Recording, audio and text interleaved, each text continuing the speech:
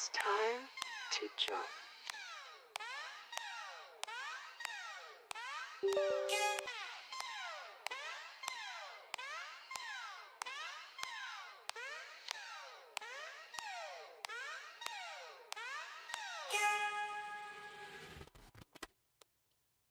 Into the fort we go. Red lights flashing. Deploy the hard points. Let's bring the fight to 'em. We know who you work for. Good luck sending any more. I know what I can guarantee. Blow you right out the galaxy. Into the fire. Man, the hell they all fall like flies. Into the fire. Here they come and we're about to testify. Into the fire. Man, the hell they all fall like flies. Into the fire. Here they come and we're about to testify. Deploy hard points. Let's clear this hive. Claim the void as our own. Oh me, oh my, here they come. I need all of them. Too late, we know you work for. Good luck sending any more. I know what I can guarantee. Blow you right out the galaxy. Into the fire. And the hell they all fall like flies. Into the fire. Here they come and we're about to testify. Into the fire. And the hell they all fall like flies. Hello, Commander. I am a wingman at your service. Here they come and we're about to testify. Into the fire. Switch to silent running. We're sneaking past the federal fleet. It's the perfect night for profit. Hey folks, just dropped And out of hyperspace getaways and we can't repeat. count me in. I've got a cargo hold full of They stadium, check ready the to offload. cargo. Any good markets around? Move it to the surface I on heard that the the station slide. here is paying top credits for precious metals. We greet the Let's black meet the market dock and see what dealers. we can get. Better not stare 'em in the eye. Switch to silent running. We're sneaking past the federal fleet. Oh, switch to silent running. Ejecting a pod for extra pay. We need to keep our distance, 'cause they're getting jumpy and it's late. No locks and no transponders. Keep the codes memorized. They got us under scanners. Just don't stare 'em in the eye. Switch to silent, silent, silent. Switch to silent, silent, silent. Switch to, switch to, switch to, switch to silent, switch to silent, switch to silent, switch to silent.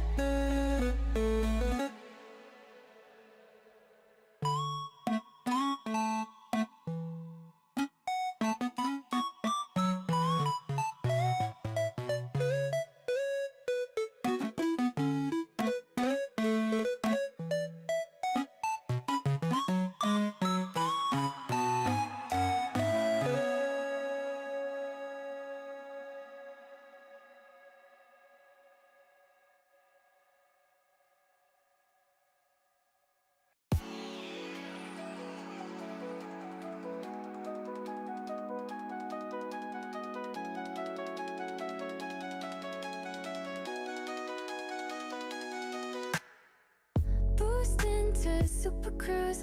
Don't fly high, cause I'm close to you. Boost into super cruise.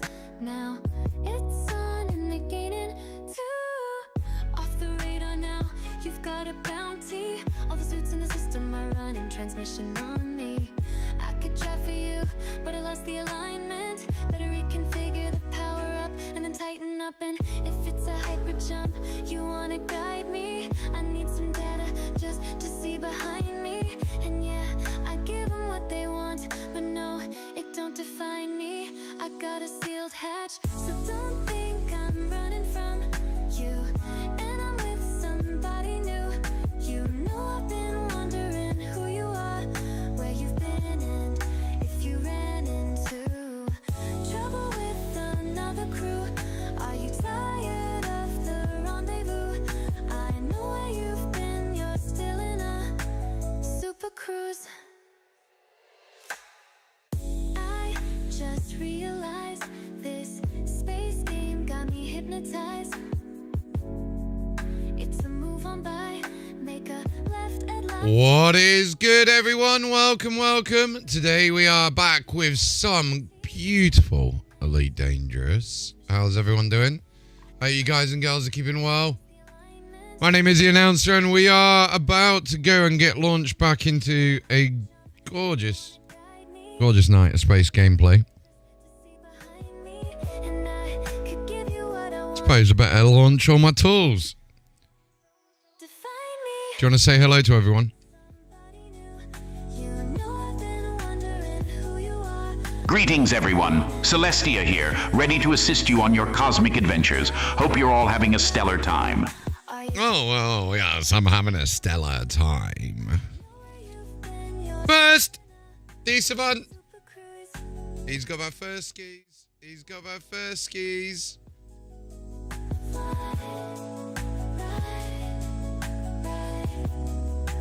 Better give that spreadsheet back up, haven't we? How's everyone doing though today? How are you all doing? Genuinely, like, what we all been up to?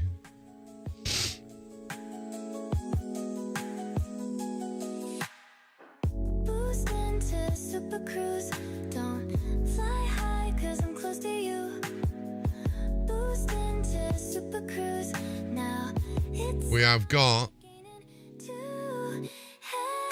very tempted to play another space game today because of what they released, but I thought to myself, I better not. I better stick with what we know. I did get my I managed to get YouTube music sorted out as well, which is brilliant. So we now got better quality music on stream because it's all my music. Went out to fly the drone earlier. It was way too windy. We crashed the drone and it's still working. The gimbal just came out a little bit. I'm not going to lie, when I saw it, it was weird what it did. It is really weird what it did. Like, I'm actually tempted to see what it was before we kick off stream. Because it was just following me back and then it just all of a sudden just went, nope. And then just dropped out the sky. And I was like, why do this to me? Why? But it's alright. Hey, Celestia, did you know that my DJI Neo just dropped out of the sky earlier today? It's working perfectly fine, but I'm just telling Stream about it. Oh, did you want to say hi to Stream as well? Hey, Stream. Glad to hear the DJI Neo is doing fine after that drop. Always an adventure out there. Keep those skies clear.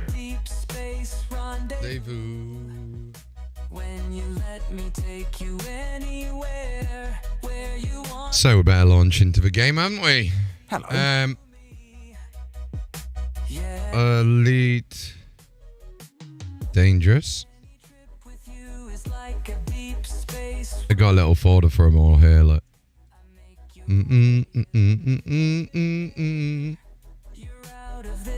How's everyone now? How are you all doing today? Hopefully you are fantastic and everything's been brilliant. Oh, Steam has an update.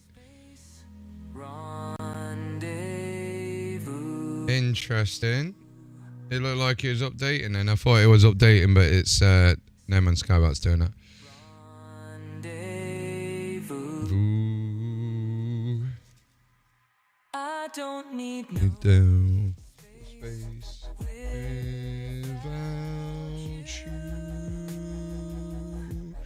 And thank you very much to whoever it was that used my referral code last night. I really do appreciate that. yeah. Deep space. The campaign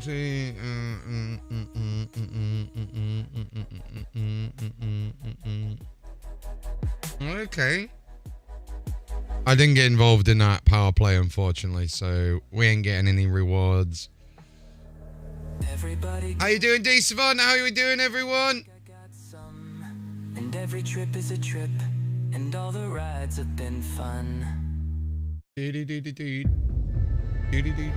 But welcome, Commanders, welcome. Data runner. Data runner. Data runner. Data runner. Data runner. Data runner. Of course, Commander.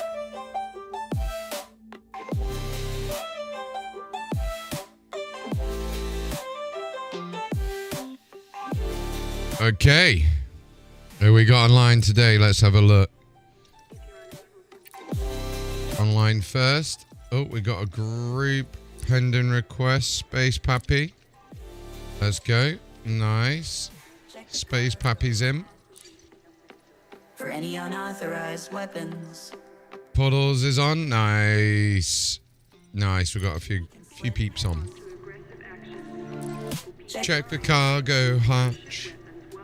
For any unauthorized weapons. At your disposal, Commander. So if you have just joined us, we are going to continue building. Hey, Puddles. Good to see you here tonight, bro. Gonna continue building up the funds and the materials that are required to build our second base building in BoB. So we'll get logged in. We'll get the Type 9 out. We'll get 99 problems, but my Type 9 ain't one.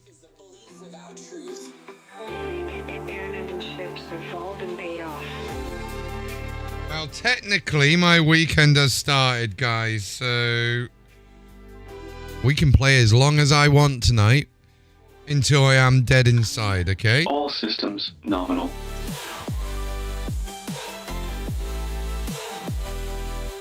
Right, let's have a loosh.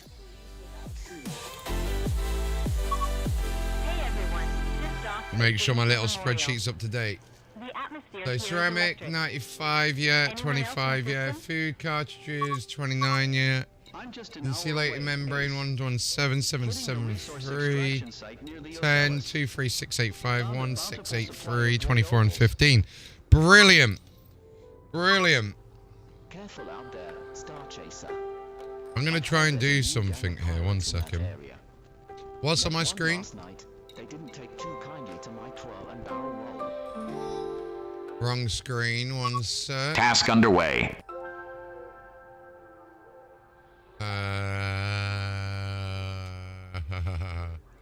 Your screen shows the Windows Task Manager, displaying Yes, I your know running it does. process. I know it does. Okay.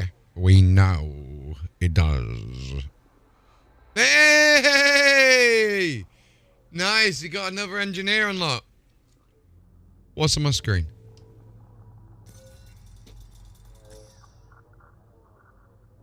It seems you meant to say, once I'm What's screened. on Would you like... my screen? There we go. Almost done. Check the cargo hatch. We're smuggling rare artifacts through the bubble's most dangerous sectors in. Your screen displays the colonization effort at an orbital construction site named Mesa's Pride.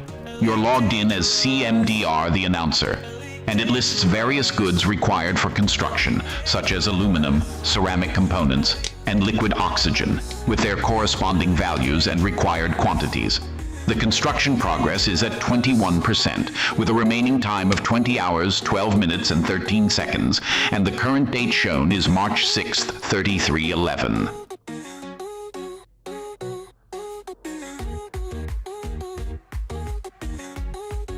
Well, this is literally my station within BoB. We are looking to get all of these materials put together right now. We're smuggling rare artifacts through the bubble's most dangerous sectors in. Sounds like a busy time at Mesa's Pride. Gathering those materials will definitely speed up the construction process. If you need a hand with tracking down specific items or managing trade routes, just let me know. I'll be fine. We got ED Copilot for that, but thank you very much. Starting the ED Copilot name process. Please stand by. The ED Copilot process is... Absolutely. Happy to hear you've got EDC Pilot handling things. If you need any other support, feel free to reach out. Good luck with the colonization effort. You've not even said hi to our crew from HCS yet. Just made the jump from Wave to Symbian. Anyone else in the area soaking up some of that sweet? Hey, HCS crew. Celestia here, ready to assist the squad. Initializing the Excited to be co-pilot aboard module. with you all. Let's make this journey unforgettable. Shortly, Commander. Systems and station data has been updated.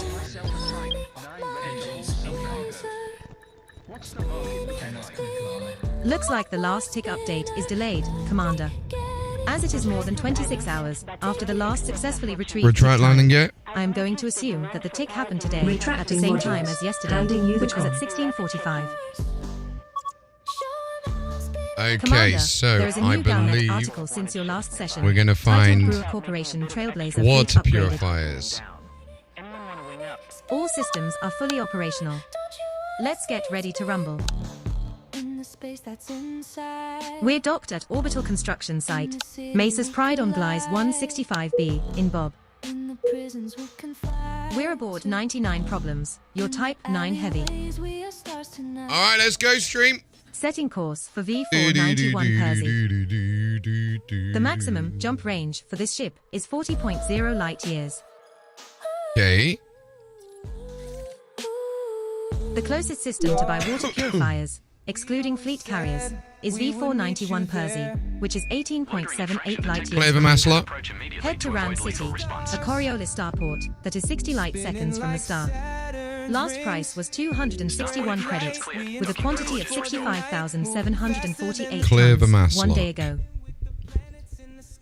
It's not even a hop, skip and a jump away, it's just a single jump. Spinning like a fidget in the night. Yeah. I know. Oh, it's changed to a different profile, that's why. Elite Dangerous, Singularity, there we go. Retract landing gear is not going to work, but never mind. Let's go! Loitering infraction detected. Clear pet approach immediately to avoid lethal response. Rescue ships intimidated. They never stood a chance. Starport infractions cleared. Docking privileges restored. Imagine your pain right now. She always believed in doing what was right, even when it was dangerous. Protocol override, customize settings. Crisis is just getting started. Customizer opened. No doubt. She must have been an amazing So many person. people with nowhere to Where? go. It's Where is it? heartbreaking. She was. I just don't know how to move on I without heard her. some are even looking to settle in uninhabited systems. You don't have to figure it out alone. I'm going to just stop I hope they find HCS and some kind of reload it. peace after all this. We I'll see if I can help with the resettlement efforts once my ship is patched up. need to get Ripley as well, actually.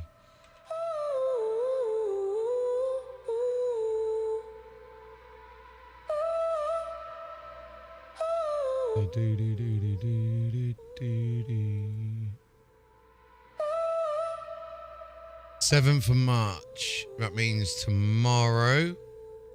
I've had it with crowded stations and endless refugee queues. I'm heading out to find a system no one's Welcome back. Discord. All systems ready to go. Planning to sell or just live off your ship? Settle, eventually. Maybe even start a colony if I can find the right place. That's ambitious. You sure you're ready to leave everything behind? I think I have to. Seoul's not what it was, and staying here feels like clinging to a ghost. If you find a quiet paradise, don't forget to send Okay. the coordinates. Some of us might join you.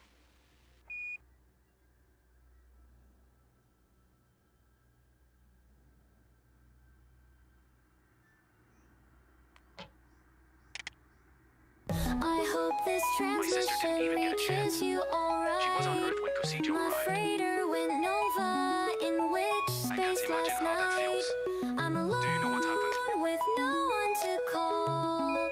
No, and that's the hardest Commander's part. crushed, The last message I got was her but telling me she's not to worry. alone. Alright. Clear the mass lock. It's gut-wrenching, losing someone with no closure. Done. I'm so sorry. Boost activated.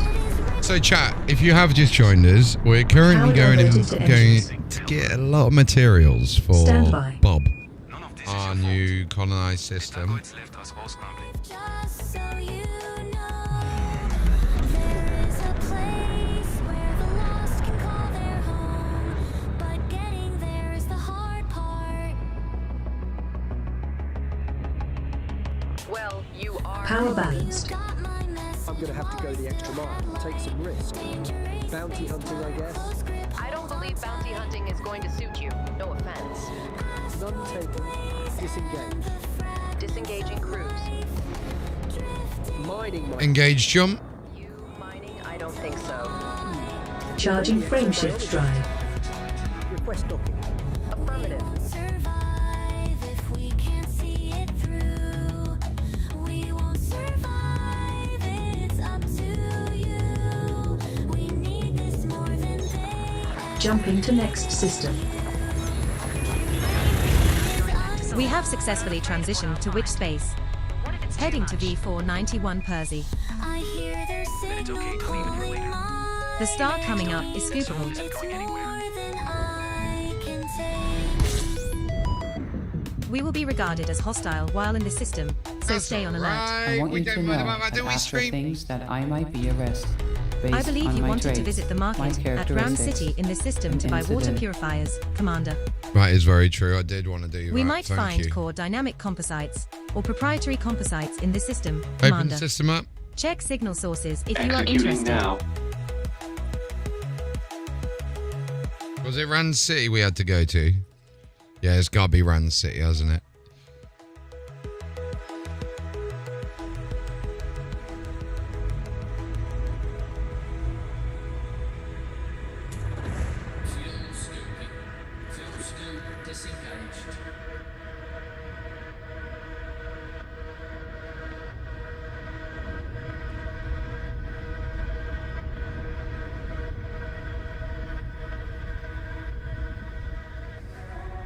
All right, let's go and see what this station has to offer.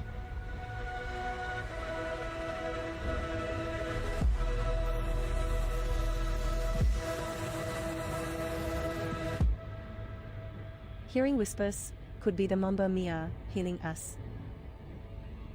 If it's the Mamba MIA, tell M we're not their taxi service.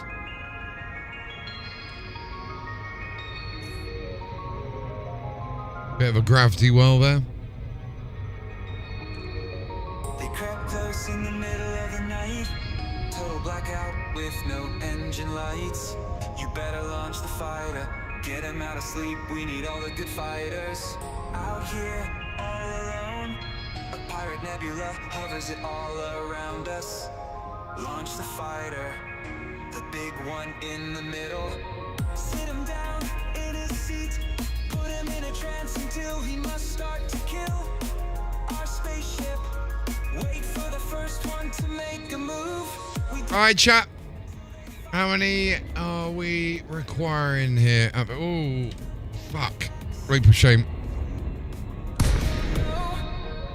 Maybe not, actually. We're just 20 kilometers out. That's okay. I thought we was about to do a leap of shame. We sense something behind us. Nothing from behind, I can't see. I can't see, says the one in the police seat next to the captain. Lincoln, Tango, Hotel, Echo. It's a pleasure to have you at the Federal Station, Commander.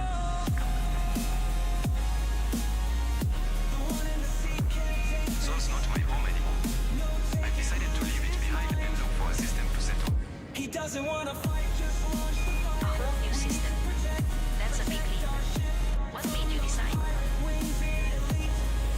dangerous. Nearly dangerous. Alright, I'm hoping we'll be able to get all of this done tonight. Thinking of starting a colony. There's plenty of space out there for it. I've noticed a lot of people that are from Star Citizen are now trying Elite Dangerous, which is hilarious because we got a couple of people I unfortunately don't like now playing the game, but that is hilarious. Sipping on the strawberry kava. Align your jump drive, we're going to Beagle Point. Bougie, so I'm applying the single joint. I'm looking to the heavens in the Beagle Point. Not many have made it. Request docking. Sure, Commander. Sending docking request. Commander, landing pad 40 is located at 4 o'clock at the back when entering the slot with green lights to your right. I guess there's zero fucking chance you will keep below the speed limit though. Correct, that is very correct. On my chiffon and square table of varnished dark oak. I'll take a bow now if you want me to. Throw the demigod's food, but can we hurry this up, please, officer? I keep replaying it in my mind. Like the They were seasons at come Galileo, and shoot waiting the for weathered evacuation, but gray. the fog got hit before they could get out. Once the veils arise, a Southern Cross will I'm say. so sorry. Losing someone like that, it's no Align your drum drive. Align your drum My drive brother was always to the brave Beagle one, Point. staying calm for everyone else. I just Align your drum drive for Beagle Point. It's not something anyone should have to face. If you ever need to talk, we're here. Thanks. I just need to figure out how to move forward. Right now, it feels impossible. take it one step at a time. Behind the jump drive, We want you to keep flying. we're making the leap. Pioneering type 9s, Beagle Points and Explorers Keep. Behind the jump drive, we're making the leap. Pioneering type 9s, Beagle Points and Explorers Keep. All right, first material we got, ladies and gents. Let's have a look. This is our first visit to the station, Commander. Oh, we've never been to this bad boy before. Rand City. They didn't really know it was a great. The damage was too much. I couldn't get there in time. That's Oh, devastating. obviously, we got to go to the gift shop known as a mission board first of all, stream. It's good to see a friendly face. Dad stayed behind to help others board first. He was always thinking of others before himself. That kind of selflessness is rare. He was a hero. It seems like a really good way to build up some power play reputation. I am still getting it from this. 36 merits on this bad boy. Nice. Where's me mobile phone? Control, how much longer are you going to leave me queuing for a docking bay? Working on it, Commander. Traffic is high. Hold position.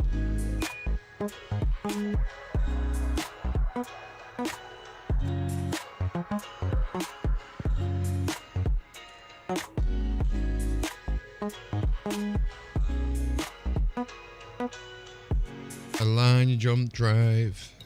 Align your jump drive.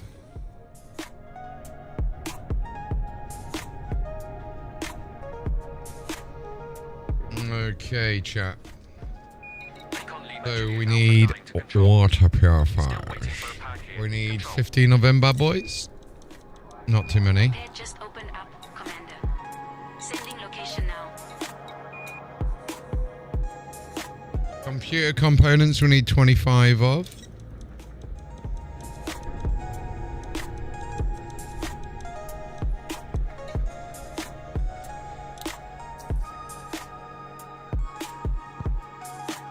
I'm done with the chaos. So's a mess, and I've had enough of the fight. I'm heading out to explore. Any specific destination in mind? Food cartridges we need 29 Stars of. take you. I'll know it when I find it. A quiet system, no politics, no war, just a place to be. Sounds like you're searching for utopia. You sure that exists? Maybe not, but I'll take anything close. And who knows,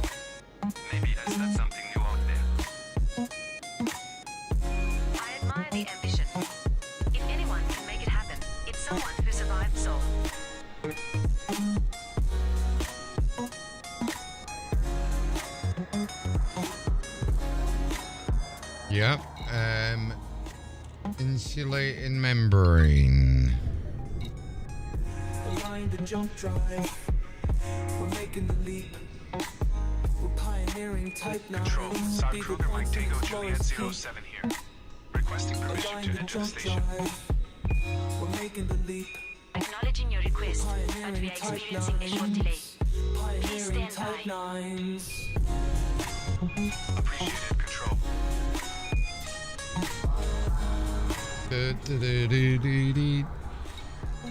Right, so explosives, no. Attention, Commander. State of the ship in perfect condition.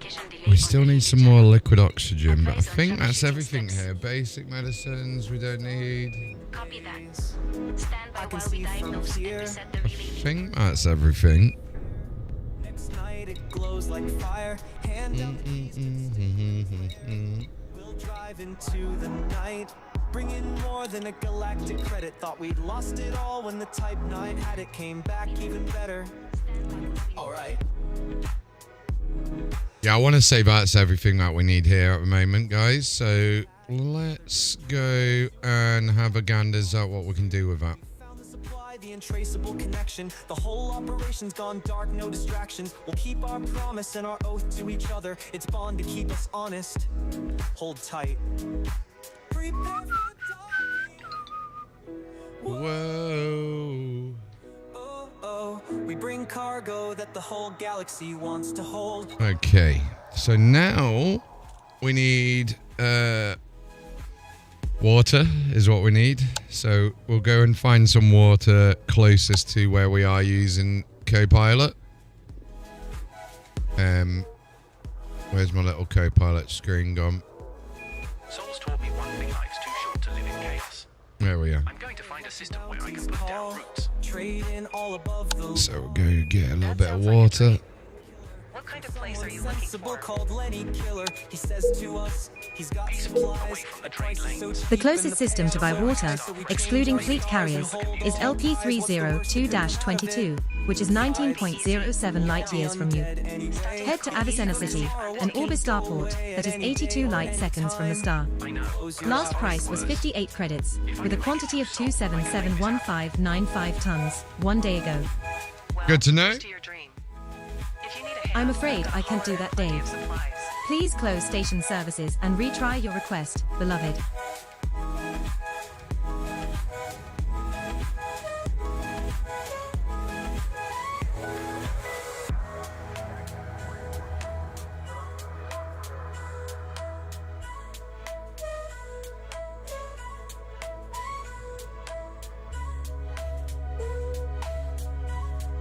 Control, this is a reminder. We're still waiting for docking instructions. Apologies for the delay. Okay, so we're going to head over to LP302-22 now. Setting course for LP302-22.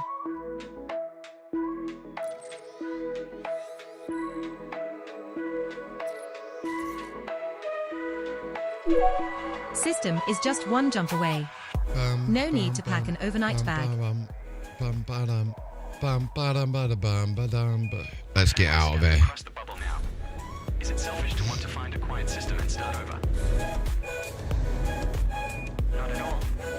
You've been through hell. It's okay to prioritize your own pace. But if you feel drawn back to Soul, maybe it's worth exploring why. Ship release. Depart when ready, Commander. I don't know. Soul feels like a wound that might never heal. Then maybe it's time to heal elsewhere. It's not We just got to wait in the Are you queue to ready get to out of leave here, this chat. place, Commander? So chat, what we all up to? Wherever you go, make sure it's somewhere you can truly What are we all up to tonight, guys and girls? Standing by.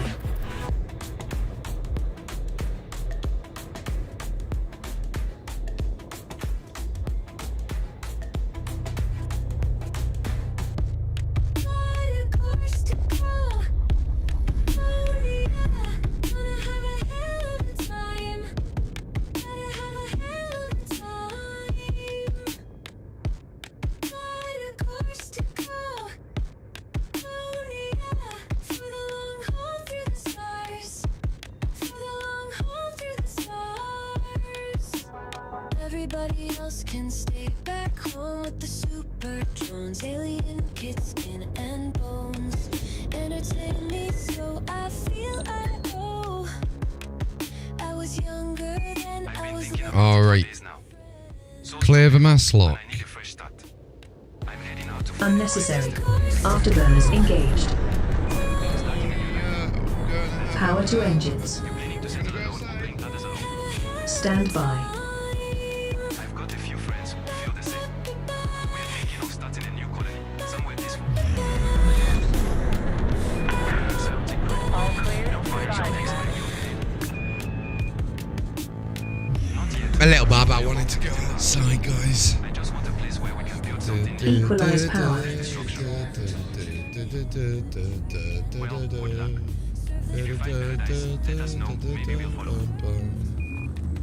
when you've had your heart attack and you're never coming back. Interstellar travel mode engaging now.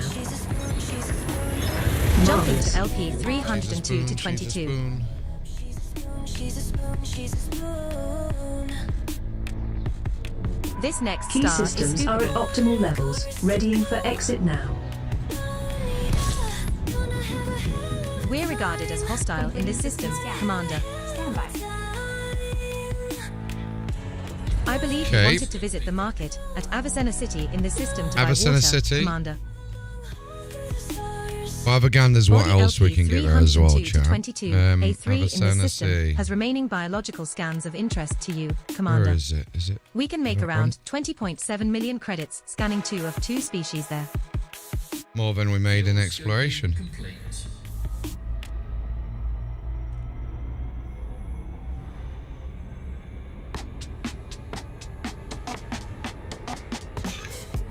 Prepare for docking. We've got a load of luxury goods to sell at the highest price in the galaxy. That's got to be the aluminum falcon cutting across our path. The aluminum falcon, not the millennium, but the aluminum. Time a little bit. So I moved my joysticks and it just doesn't feel comfy anymore. Our generous I now fully understand why people get mounts. Do you know what I mean? and I care a lot about realism. I'll be waiting over in hangar 68. So come on over and try to make Oh, I'm hyped. We get a second building done, guys.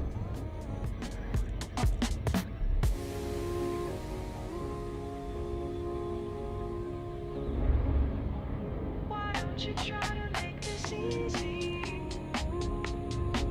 Come on. Ooh. Found a star.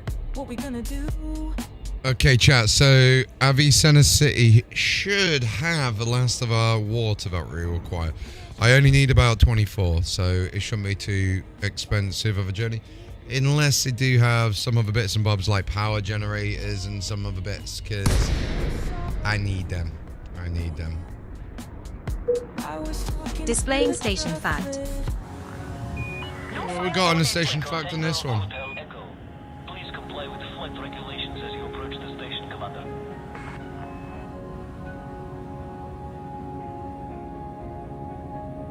I'm off to fight the Thargoids. Wish me luck. See you around, assholes.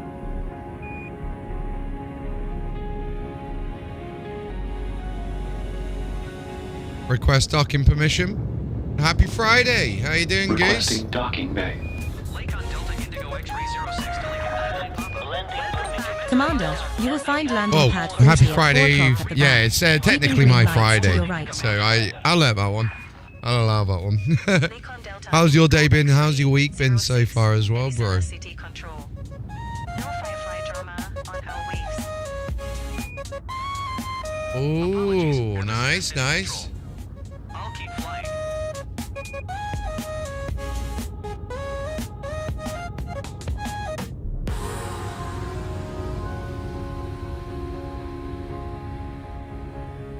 Why don't you try to make this easy? Come on. Okay, we'll get landed and get this water. You're free to go, Commander. So, Goose, tonight we're going to be building up the second colonization project. So, cross fingers, we'll be able to get that sorted soon. Looking at you, I say just the things I could do to you. Oh, not to be disrespectful, man. Oh, so sorry, man. This is our first visit to the station, Commander. Hauling ass across systems. Okay, let's go to the gift shop first. They are calling for people to help rebuild the stations in Seoul. Should I go? But Seoul is where I belong. Wait, didn't power play restart today, technically? Let me just have a quick look. You're choosing what's best for you. Greetings, Commander. Shit. Make your visit more enjoyable. Listen to your gut. Whether it's Seoul or somewhere else. Oh, you'll really? find your place.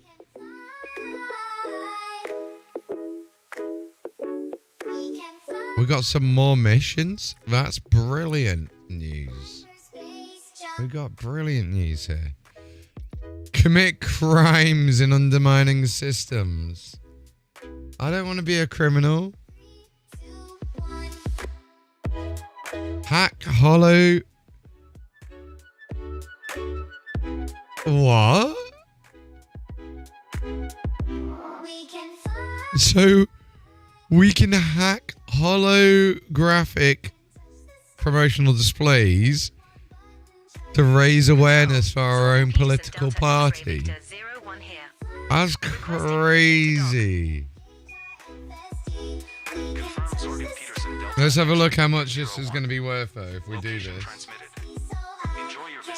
It could be worth it. 2400 plus 4800 plus 2800 plus 400 Saad Kruger Foxtrot Victor Zulu 4 plus requesting docking. 2000. So we can get 16,000 credits from doing this. Plus 25,256, which will put us on 41,000, which will give us basically a mini care package and 40% less rebuy. But the next one that we're interested in is this one, rank 14. We need 87,000. FSD. That's insane that we gotta do that.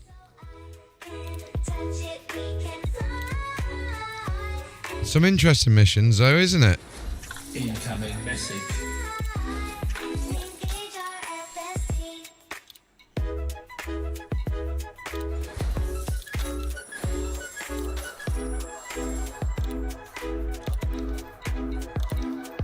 Okay, so on the commodities, let's have a gander. So we need water, 24 of them bad boys.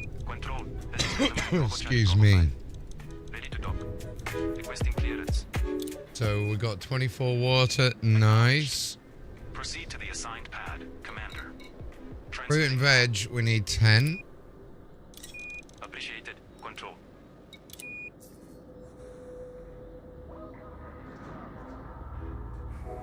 Initiate mission sequence. I think that's all we need from here. Capacity. Prepare for departure. Unless they got liquid oxygen, no. Clear skies. Permission granted. Switch on F. Wow, algae is in mad supply, isn't it? We can fly. We can fly. Activate. Right, let's have a look for power generators now. We need. Panther Clipper inbound. Give it a white bird. We can touch the stars with just one button. Charge the FSD. So I Cheeky bit of power gens. Cease your unauthorized scans immediately. we can fly. Activate. The closest system to buy power generators, excluding fleet carriers, is Donkum, which is 12.03 light-years from you. Head to Swanwick Enterprise, an Ocella starport that is 16 light-seconds from the star. Last price was 2,666 credits, with a quantity of 2,858 Awesome, so we'll go give tons, up him. 23 hours ago. Welcome to everyone that's joined the channel so far. Setting course for Donkum. Donkum! I cannot plot a course for you while you are in station services, Commander. But yet Please you exit have. station services and retry. Just the one jump to get there. How convenient. With just one button, charge the FSD so I can touch it. We can fly. We can fly. Activate FSD, slip through the corridor, galaxy explorer, find the right. I love seeing them little lorries going across, like the little cars. It's quite weird seeing them go around in a circle. Very weird. Very, very strange. But I like it. I like it. It's very good.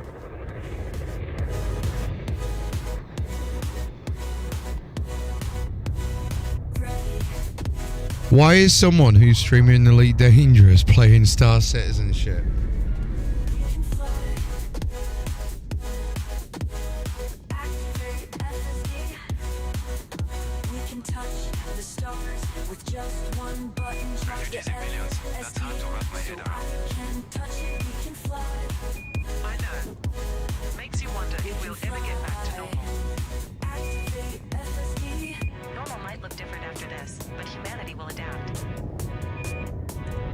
Alright, let's go.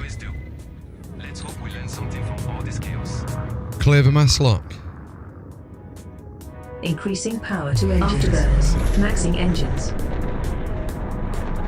Power diverted to engines. Standby.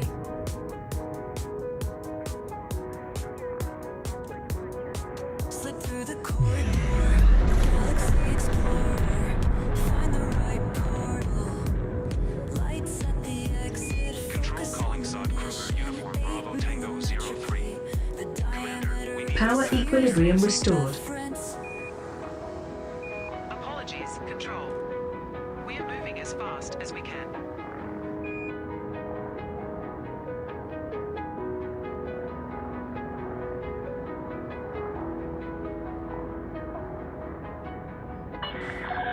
No fire zone exited. Flight control out.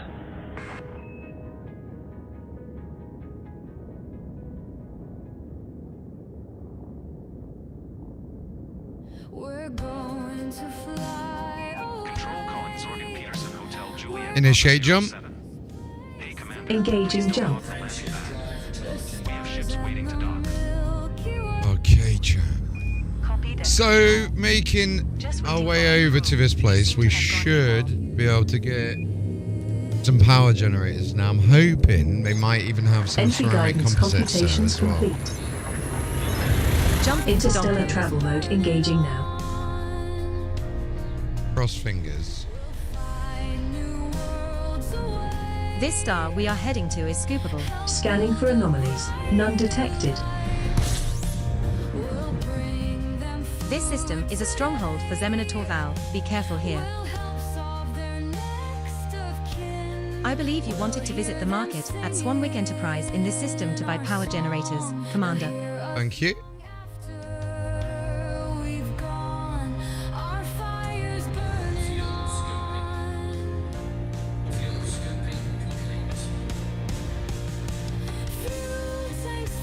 Nicely done. Okay, we'll make our way over now to Swanwick Enterprise. It's not that far away, only 14 light seconds, so nothing too drastic needed to be done.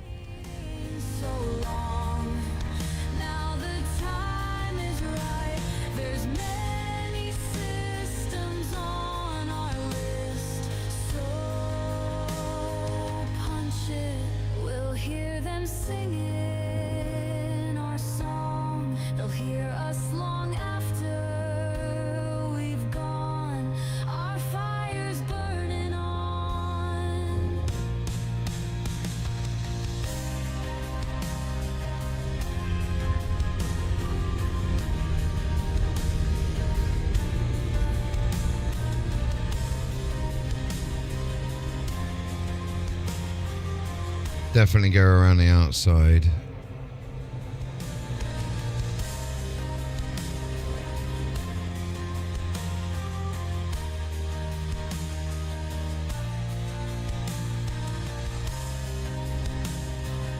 Okay.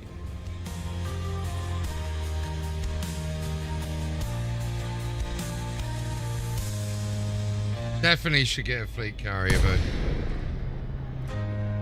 I want to get this build done and then we'll focus Displaying on getting station fact.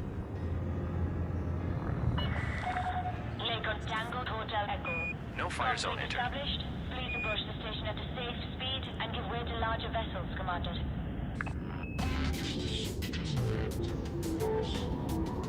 that. Request landing permission. Requesting docking clearance.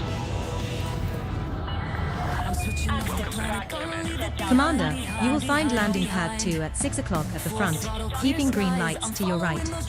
Set her down gently. Remember, the goal isn't to try to get the landing struts to poke through the top of the ship. Take a left turn past the moon, starboard side, side, side, side. Now the universe is blowing my mind. Come on, get down. It's a huge galaxy, can you hear me? Come on, get down. It's a huge galaxy, can you hear me? Now spread your wings and get the hell away from me.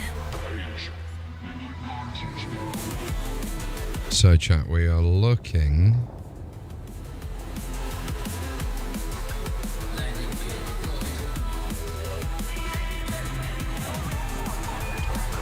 This is our first visit to the station, Commander.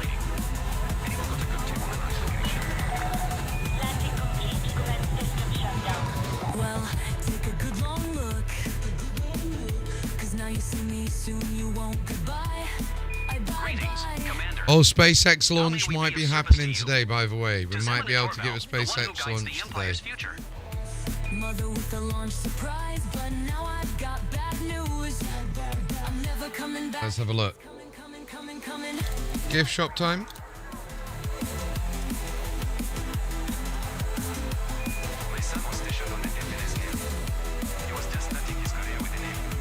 So in 2 hours we've got. That's heartbreaking. We got it in 2 hours. They say the Dagoids overwhelmed them before they could retreat. I still can't believe it. He died serving humanity, protecting us all. That's something to be proud of, even if Incoming message. I stole the kind of ship that took me to the frontiers. Incoming message. Map was soaked with old blood and new tears. So I packed the vessel full of fuel and Okay, that's the shop here. The gift shop, as we call it. in the air. I heard the hellhounds blasting, the liquor merchants casting their airwifts in our Computer components we already got. What did we need here? Power components, weren't it? Power generators. Power generators. Which we needed 10 of.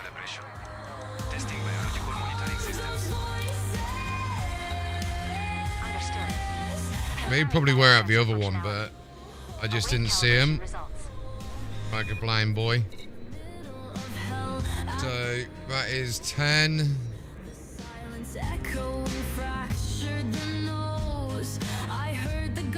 We'll go get the rest of these insulating membranes next.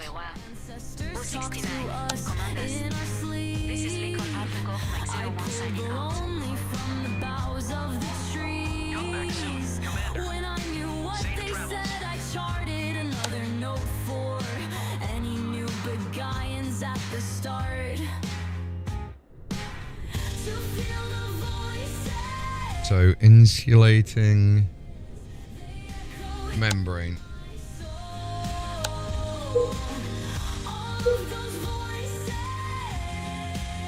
The closest system to Bi-Indium, excluding fleet carriers, is No. Shedi, which is 21.69 light-years from you. Did not say Head to that. John Station, an Ocella starport that is 100 light-seconds from the star. Last price was around 22,000 credits, with a quantity of 427,918 tons, 1 day ago. The closest system to buy insulating membrane, excluding fleet carriers, is Wathaparian, which is 26.1 light-years from you.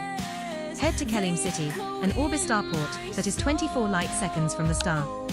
Last price was around 11,000 credits, with a quantity of 516 tons now. So that's recently Setting been course updated for as well. Wathaparian. I'm afraid I can't do that, Dave. Please close station services and retry your request, Commander. System is just one jump away.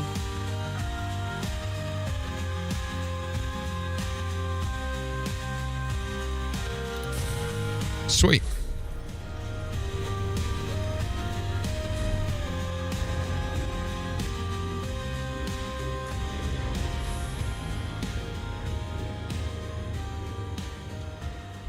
Landing gear retracted. Detach confirmed. You're clear to leave.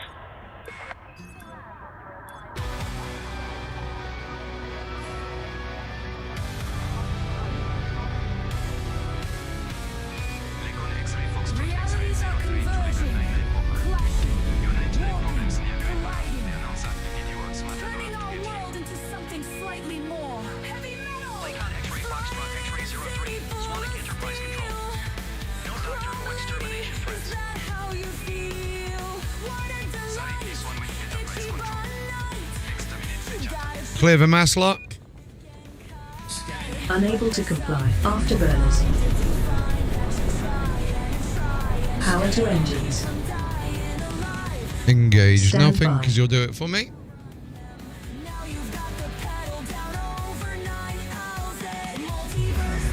All done and you're clear to proceed, Commander.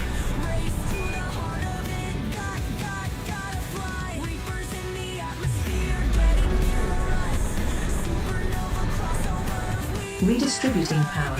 No fire zone exited. How to save trip, Commander. Oh, hard points out. Never mind. Welcome everyone in chat. Who we got in chat still?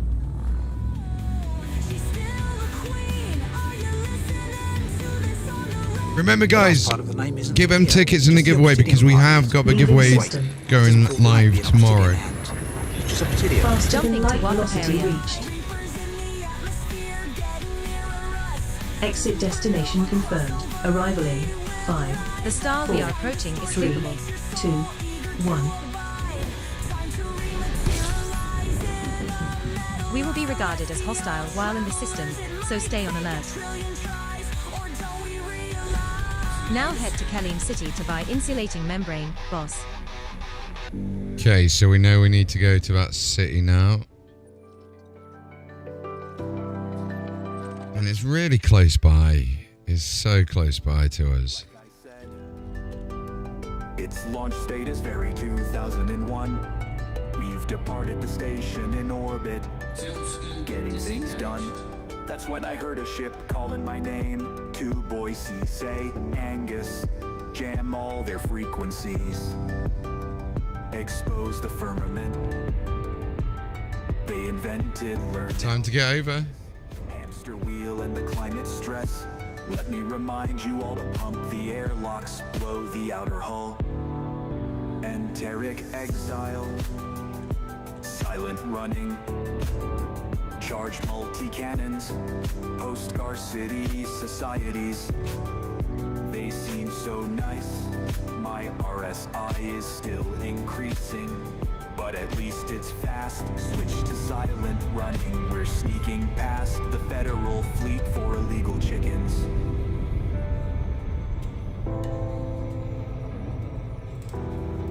I've still got all the DLC. Okay, so we're gonna hopefully get 117 insulating membranes from here.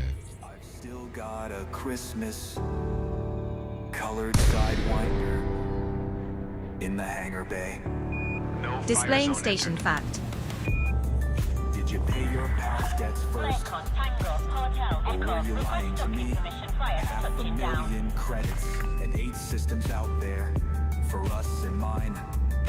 And one more bounty if it's the black market. They remind you ballast brickers will no more. 5 Control, more ways Zorgan I've Peterson, helped Hotel cure. November Romeo Then the 09 here. ballast brickers swarm Requesting to landing grab clearance. fighting. Verdi close to grounded. Acknowledged. Zorgan Peterson, Hotel November Romeo 09. Request docking. We're experiencing a short delay. Requesting docking clearance. Landing pad 32 is situated at 2 o'clock at the front, when you enter with green lights to your right. Awesome time, awesome sauce.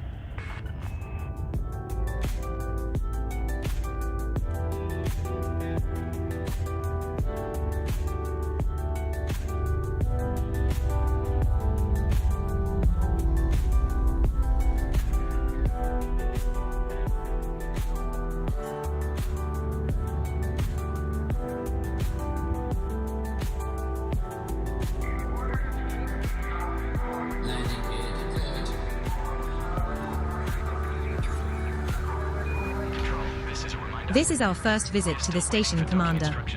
Why don't you fuck off out of it for a bit? I could use some peace and quiet. We're trying to clear a few pads. Stand by. She is funny. Laken 99, Papa, welcome to. Is that you? Now, in Announcer. terms We've heard lots of great things of about you. missions, there's so many donation missions. We're going to lose all our money just by donating. Wait till you're up there in a spaceship. Countless systems full of wondrous things. You ain't broke if you can trade. And that sweet lady. 12 donation missions there. That's crazy. This is Kelly City traffic. A pilot's flying like he's chasing the Enterprise. Match speed or get flying. Take her from me, 'cause there ain't no dark. 9, engage. Kidding. I'll chill. Can look, but you won't see. Won't have no place to be.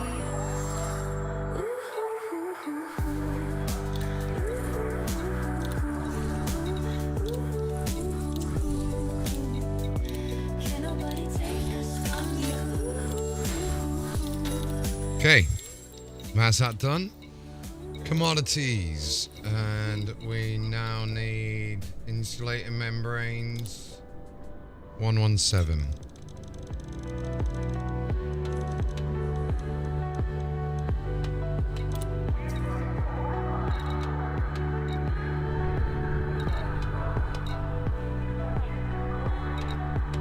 No ceramic. 117.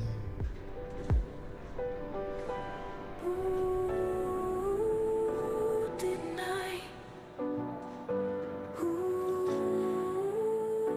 Didn't I?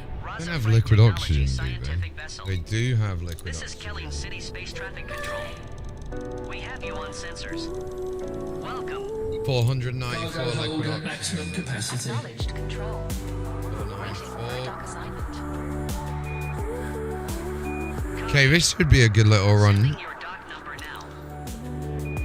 Can nobody take us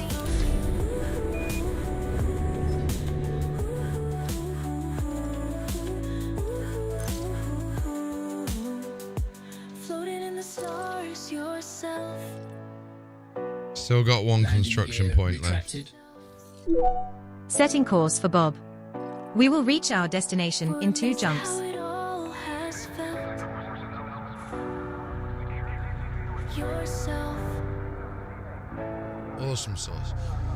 So this is going to allow us with this material to get the second base done within our system, the second station, so to say.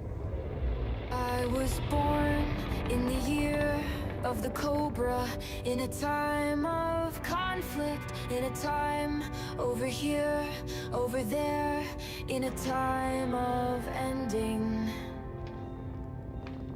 and beginnings. Everything looks fine, Commander. Have a good day.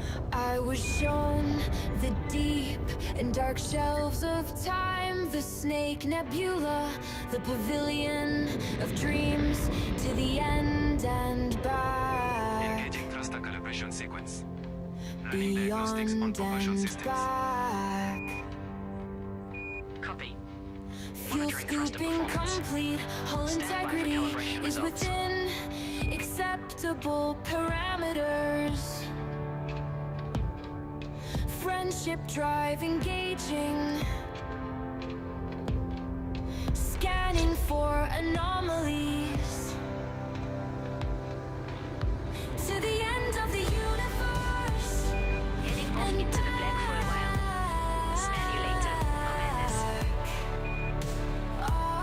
Not if we smell you first, Commander.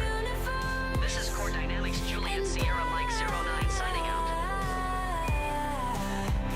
Come back soon, Commander. Safe travels. We will go. Oh, to the end of the universe. We will go. Kelim City Tower, this is Gata Maya Zulu Juliet Quebec 7, ready for launch. Maya Zulu Juliet Quebec 7 hold position at currently landing pad. To the We're end currently of the vectoring in heavy transport and holding all traffic. Ship Core Dynamics November Golf Echo 5 Heavy to Kelim City Tower. Airlock transition complete. Beginning landing sequence. Acknowledged. Ship Core Dynamics November Golf Echo 5 Heavy. What a cute little ship. Did you make it all by yourself, I Maya was Zulu Juliet shown Quebec the 7? deep and dark shelves of time, made the it out of heavy snake transport nebula, the pavilion landing like yours, of and I'll have dreams, enough pads to for the another one. end and back. Beyond. Oh man, I love this song. It is so true. It is so catchy. Acceptable parameters. Do you know what I mean? Stay safe out there. Friendship drive Control out. engaging. Scanning for Anomalies. to To the end of the universe. I do like Colonia Bound though. Colonia Bound is really Leaving good. system. Frameshift Jumping now to the jam engaged. guide.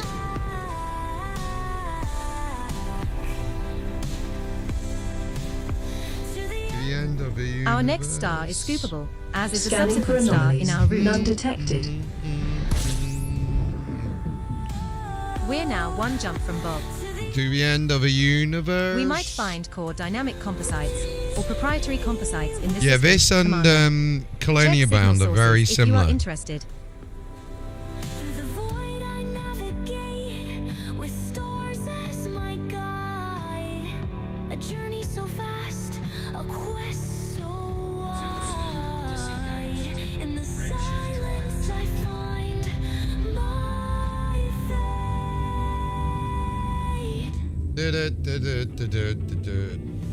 Black hole's edge we dare to tread. Hyperspace jump. Jumping to BoB. Shadow, we This is to project resilience from the spacecraft. This next above it star during is launch. scoopable. And when the rocket launches, the canister takes the launch load up. Commander, we have arrived at the requested location.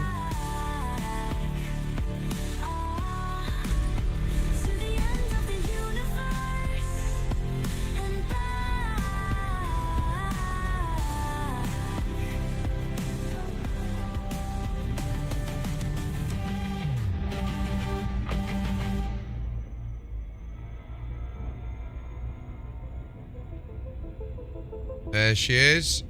We've got a long journey ahead of us. I forget about this every time we go here. That's why I kind of made it the kind of outpost it is, because I kind of don't want to come back so far away.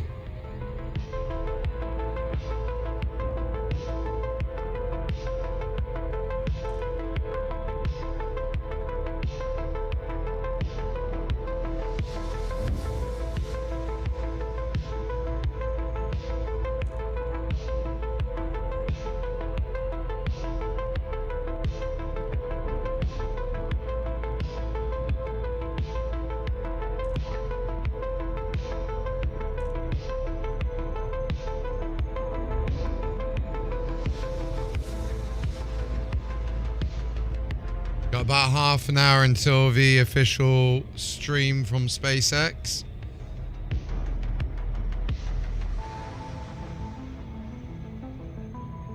just give me a couple of minutes. I'll be right back.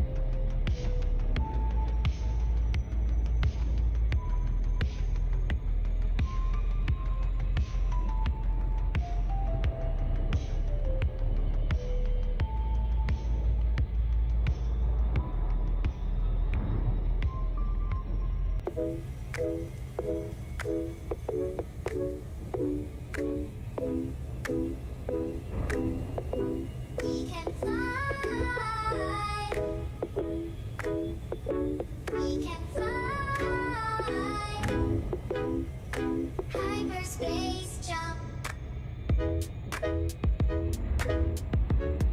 It's so much fun. 3, 2, 1.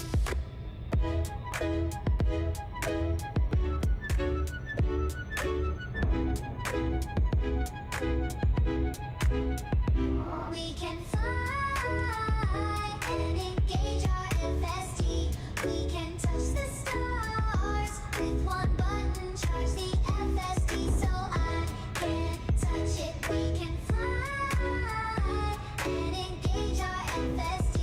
We can touch the stars with one button. Charge the FSD so I can touch it again.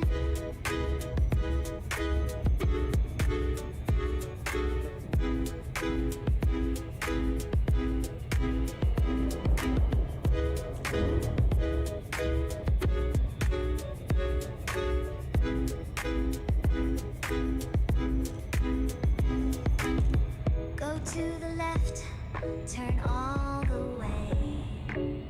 Go to the right, it's a one-way trip. Let's go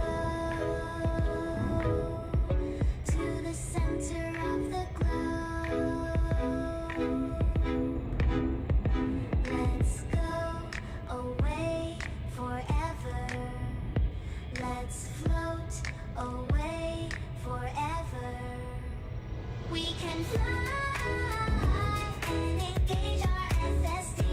We can touch the stars with one button. Oh, excuse me, chat. It is the spaceship. What is it? Starship 8 launches today. So we have got that starting in about half an hour. Well, officially our launch time is in an hour.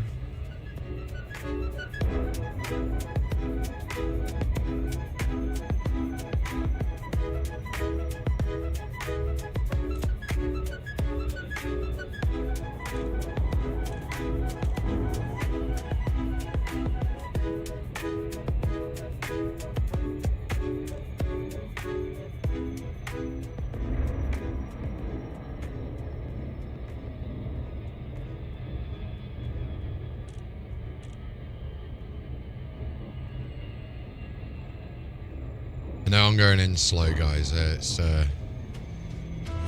gonna get a bit quicker now with this boost. gonna boost it out. Complying.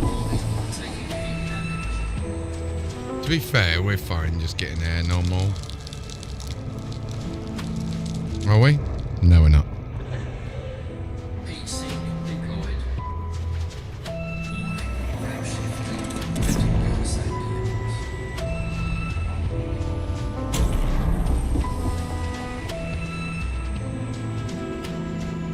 Makes such a difference.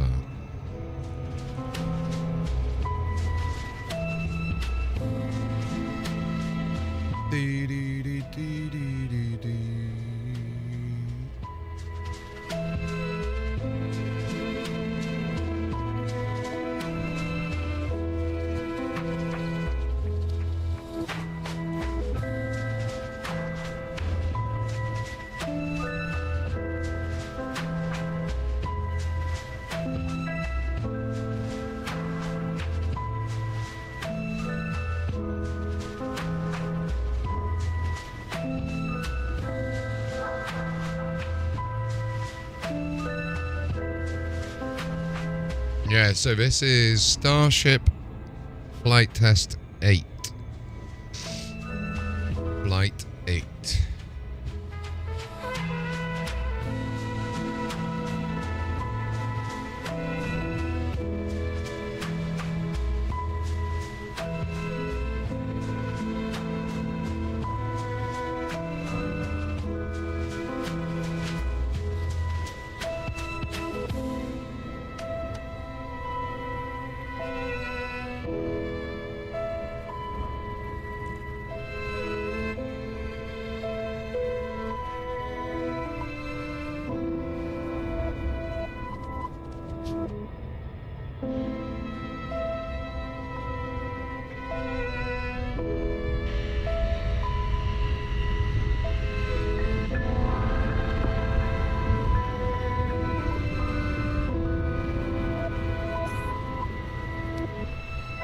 So the flight window is opening up very shortly.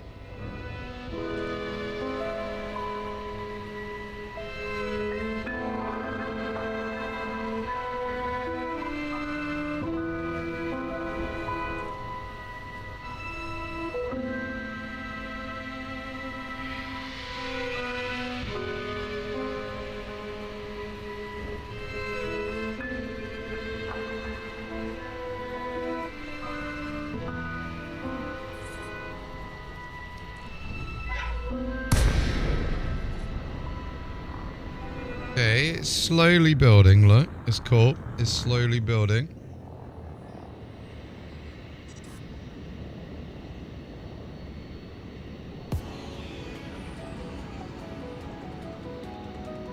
What's scary about space though is like knowing that like you could you got that solar panel coming in, but Settle then down that could on just landing disappear. pad 1, Commander.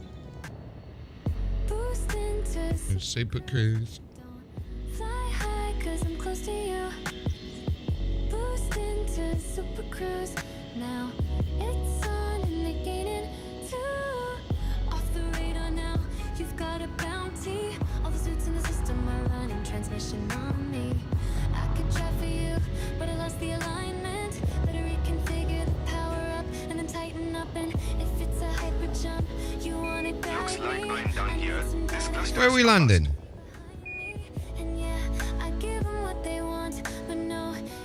Oh, we're coming round. I was about to say, why are we going this way? O7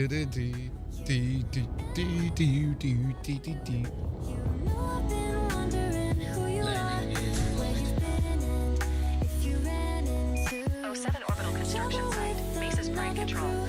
Pirate hunter on the move. Thanks for the ammo. Okay, so we crashed into the station. Thank you. Choosing orbital construction site. Basis pride. Good hunting.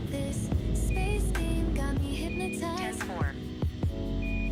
It's a move on by. Make a left at live and blow right by me. Off the radar now, you've got a bounty. Hold on. So this guy who plays Star Citizen, who tries Elite Dangerous, is an Anaconda. I'm sorry, but they're not trying Elite Dangerous if you have an Anaconda. I'll find a solution, Sven. You cannot get an Anaconda within 2 hours of playing. Sorry, that's bullshit. I really don't like locum plays. I'm sorry, but I'm going to call it out. I really don't like it.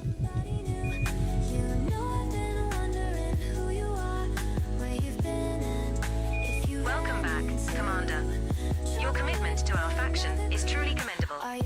To express our gratitude, we've assigned a personal liaison to assist you with any needs or inquiries during your time at our station. Right, let's have a look. We have got to transfer 25 computer components.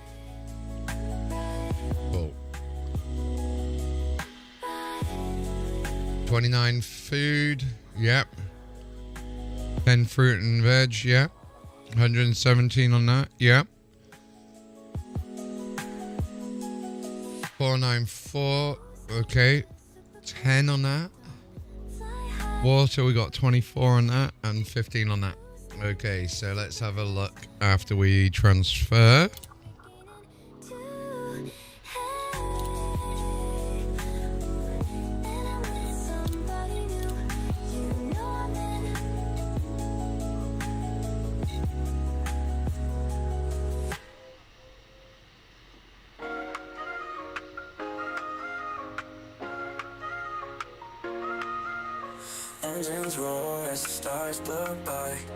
So we can hide that one. We can hide Rem. Cosmic lanes, I make my pledge. Adrenaline surges as I grip the stick. Dodging asteroids, every move is slick. The rings of fire and nebula dance in the Cool. So now we need to go get ceramic composites.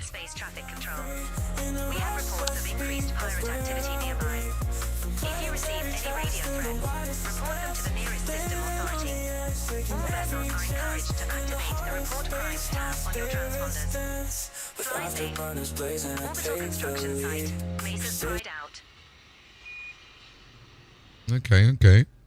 So we're gonna go and have a look at where we can head to next.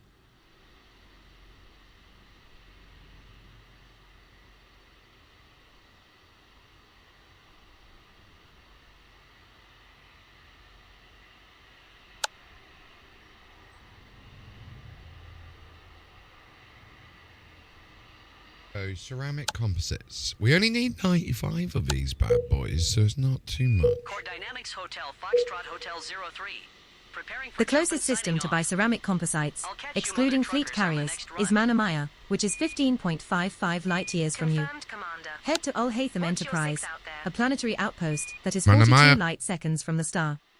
Last price was 859 credits, with a quantity of 6,827 tons, 3 hours ago. Planetary landing required. Setting course for Manamaya. Mesa's Pride Control. Pathfinder Solutions ready for release. Pathfinder Solutions vessel, you are cleared for departure. Clamps are now released. Safe journey. On the move. 07.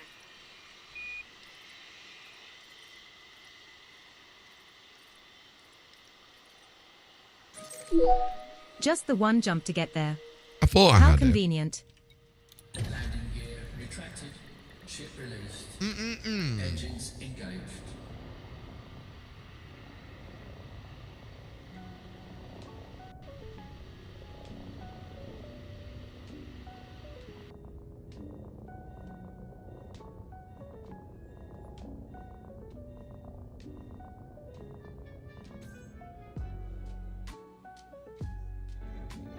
Okay, let's go Twitch and YouTube. Clear the mass lot. That's already done. Boost activated. Power diverted to engines. Stand by. Right.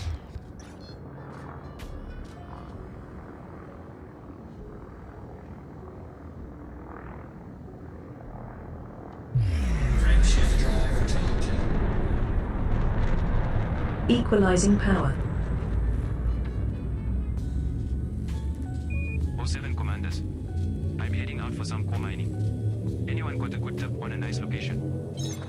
Interstellar travel mode engaging now. Jumping to Hyperspace Manamaya. jump.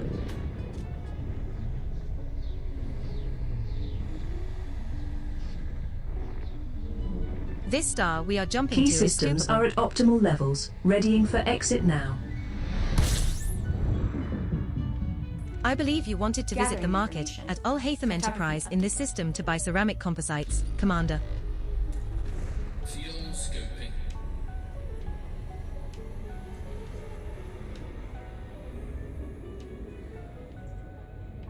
Fuel scoop disengaged. Cannot comply.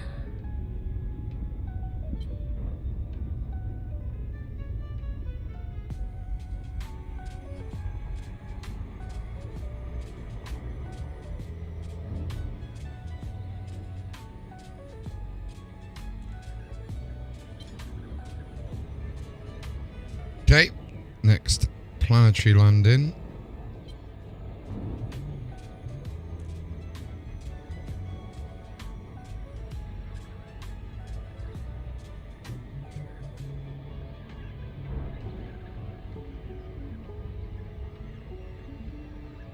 In idle.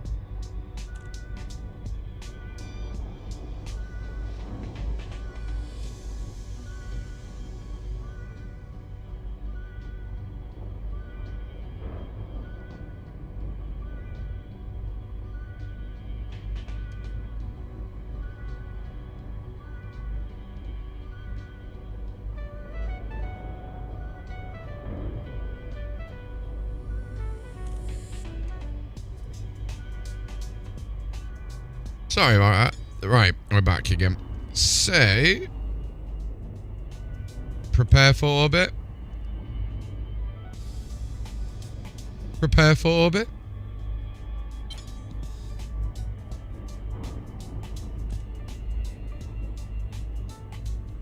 Decreasing speed.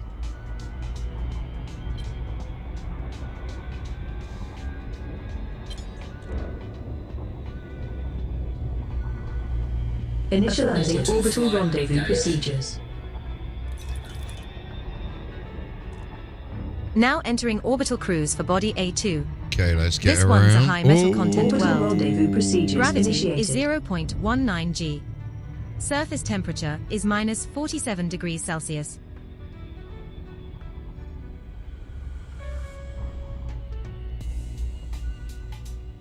Prepare for orbit. Decreasing now. Orbital navigation guidance system online. rescued. Re-entry procedures initiated.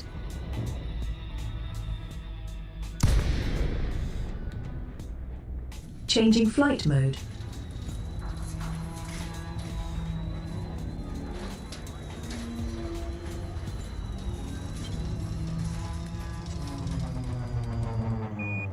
Station fact is available. Request landing permission. Docking request code Entry set. guidance Stand by. computations complete. Cleared to land at pad number 11, Commander. Landing permission granted. Assigned to landing pad 1-1. Docking assist enabled. Approach is clear.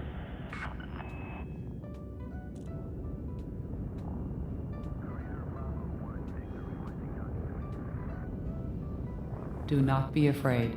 There's nothing to fear from me, Receiving 5 by 5. unless I'm you in the air now, threaten my joining patrol. existence.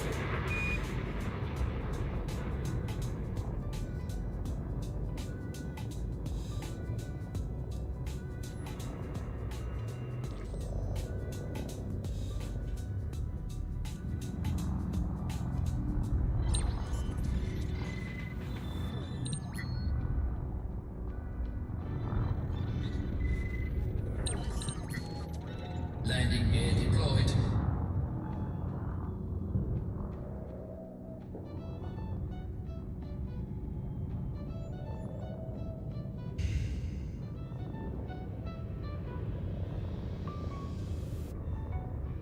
McPike is online.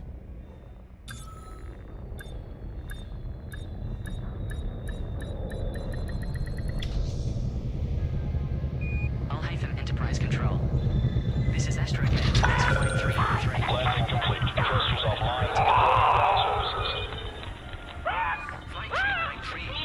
Clear to depart. Stand by for release. And thanks for your visit. Commander, the announcer.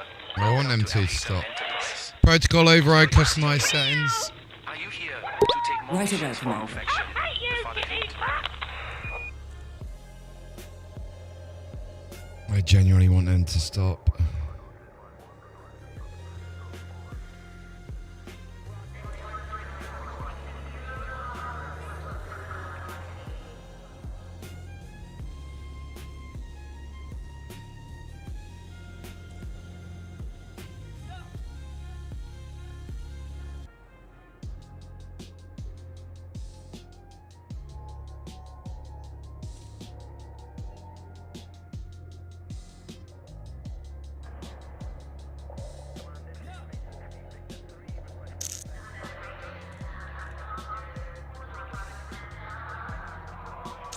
That's what she said. LOL.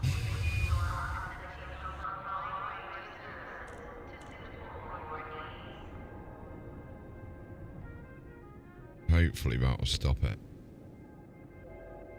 Acknowledged. As you like.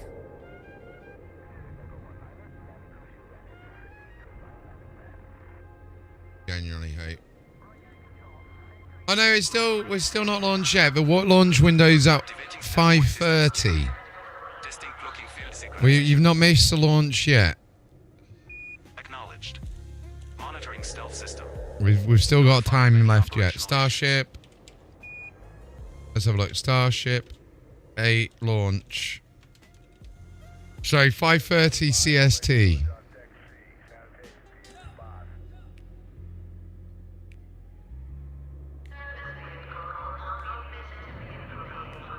Conditioning that they will now be conditioning the lines.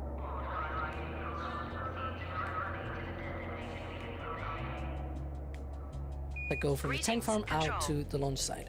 And so that's essentially what we are looking forward to next. That'll be closer to like 1 hour, 20 minutes per launch, right? We saw that approximately around that time on Flight 7 and also on Flight 8. We saw it on Flight 8 Attempt 1. We saw that on like somewhere around T-minus 1 hour and 5 minutes. And we said, don't be surprised if there's a slight delay into the window. And there was. DJ Shockwave is offline. Delay into the window at that time. And so that will line up with 1 hour and 20 minutes. So We expect that to happen essentially in 36 minutes from now. If all things are still tracking for the opening of the window, of course. Of course, and one thing that happens that's always tracking toward the opening of the window is going to Adrian to thank a lot of folks that have supported us and make all of this, everything you see, the cameras, the folks that come in, all of the technology, and all the folks in the background possible. Adrian, let's thank some of those important people. Absolutely. Starting with Stefan Baptiste with a super chat here asking any idea about stage separation in the future. With expandable hot staging ring, it won't be 100% reusable. And I'm also taking this one for I'm taking this one for once because I also want to sometimes answer questions. Their current plan is to down the line incorporate the hot staging design into the booster. So right now it's more of a I shy away from calling it Band-Aid hot staging ring. Kinda is that a bit. But down the line it will be part of the booster, and so it will also become reusable. Shakhtar Smith, why is Flight 8 suborbital? Is it due to the ROD from Flight 7 when orbital?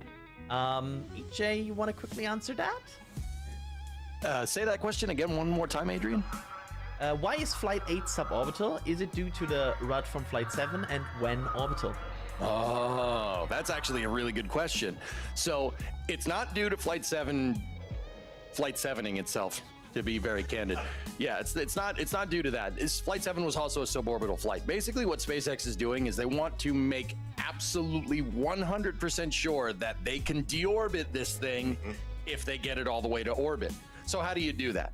Well, get it 99% of the way to the orbit, and then make sure that you can deorbit from there. You do not want to strand, quite frankly, a 2 hours worth of rocket in space. That's not what you want to do. So Flight 7 was not orbital either. In fact, none of the test flights have been a full orbital attempt for this exact reason. You have to make sure that you can fire that engine and deorbit, because you won't hit your brakes in space, right, by just tapping the brake pedal. What they have to do to hit the brakes, right, is turn the ship around and fire the engines in the direction that they're going. It's a burn called a retro burn. I'm sure you've heard it in the movies. Oh, we're going to commence our retro burn now. I'm sure you've heard that many times. That means basically that's a nice way of saying hitting the brakes on a spacecraft. They want to be absolutely sure that they can do that. Now, how does that differ from something like the space shuttle? Well, the space shuttle used a very, very different type of rocket engine. I mean, obviously still a rocket engine with the nozzle at the end, throat, convergent, divergent design. But the propellants that they were using and the manner of actuation for said propellants is completely different than a Raptor engine. A Raptor engine firing to do a deorbit burn is like firing a shuttle main engine to do a deorbit burn. Now, the shuttle could never do that. It used the orbiter maneuvering thrusters, those two little tiny thrusters on the back, to actually do its deorbit burn. Those were pressure-fed engines. Basically, they squeeze a tank that squeezes the propellants, that shoots the propellants into the rocket engine, and they combine and explode and shoot out the back, right? It's a hypergolic style deorbit mechanism. That's basically what every spacecraft has used up until this point. Raptor and Starship is the first one to use fully cryogenic propellant to deorbit, right? So in the same way that we have a lot of procedures going up to fueling and launching the vehicle, they have to make sure that these, propellants are basically ready to go, and then firing a fully cryogenic propellant to do a deorbit burn is an entirely different set of criteria, right? Your engine is a lot more complicated. There's a lot more moving parts here. You want to be absolutely sure that this thing is good to go before you send this thing fully into orbit. You have to be 100% confident that it can deorbit. One of the things is it's a lot easier to start an engine here in 1G than it is in low Earth orbit. The timings on these Raptor engines have to be absolutely to the nanosecond, or things go boom. And with the fuel floating around and things like that. So you're exactly right. Like they have to be able to do this. With a hypergolic, they just turn it on, it opens up, and it deorbits. With this, they actually they have to relight these engines with these cryogenic propellants. And that's a lot harder than it says, than it is just to say relight the engine. Oh yeah, just turn it on, just like in Kerbal, right? Click and hit start, right? You're good to go. No, you have to make sure that the engine is chilled down, You have to make sure that all your propellants are at the right temperatures. You have to make sure you have the right head pressure, basically that they're feeding correctly. You have to make sure that all your propellants are settled. It's a lot more complicated than you might think. In fact, it's on a manner of complication that like the Apollo program used for translunar injection on the S4B. That was a huge deal. Refiring a fully cryogenic engine to shoot the Apollo astronauts in their lander out to orbit. That was a big deal then, and it's still a big deal now. We're getting back into the business of doing big rocket stuff. And it's great. Absolutely, it's fantastic. I mean, who doesn't love giant space flight rockets flying? It's amazing. I also want to thank one more person here with the Space Pope. Once again, the Space Pope coming in with 50 Red Team memberships gifted as well. Thank you so much, Space Pope, as always.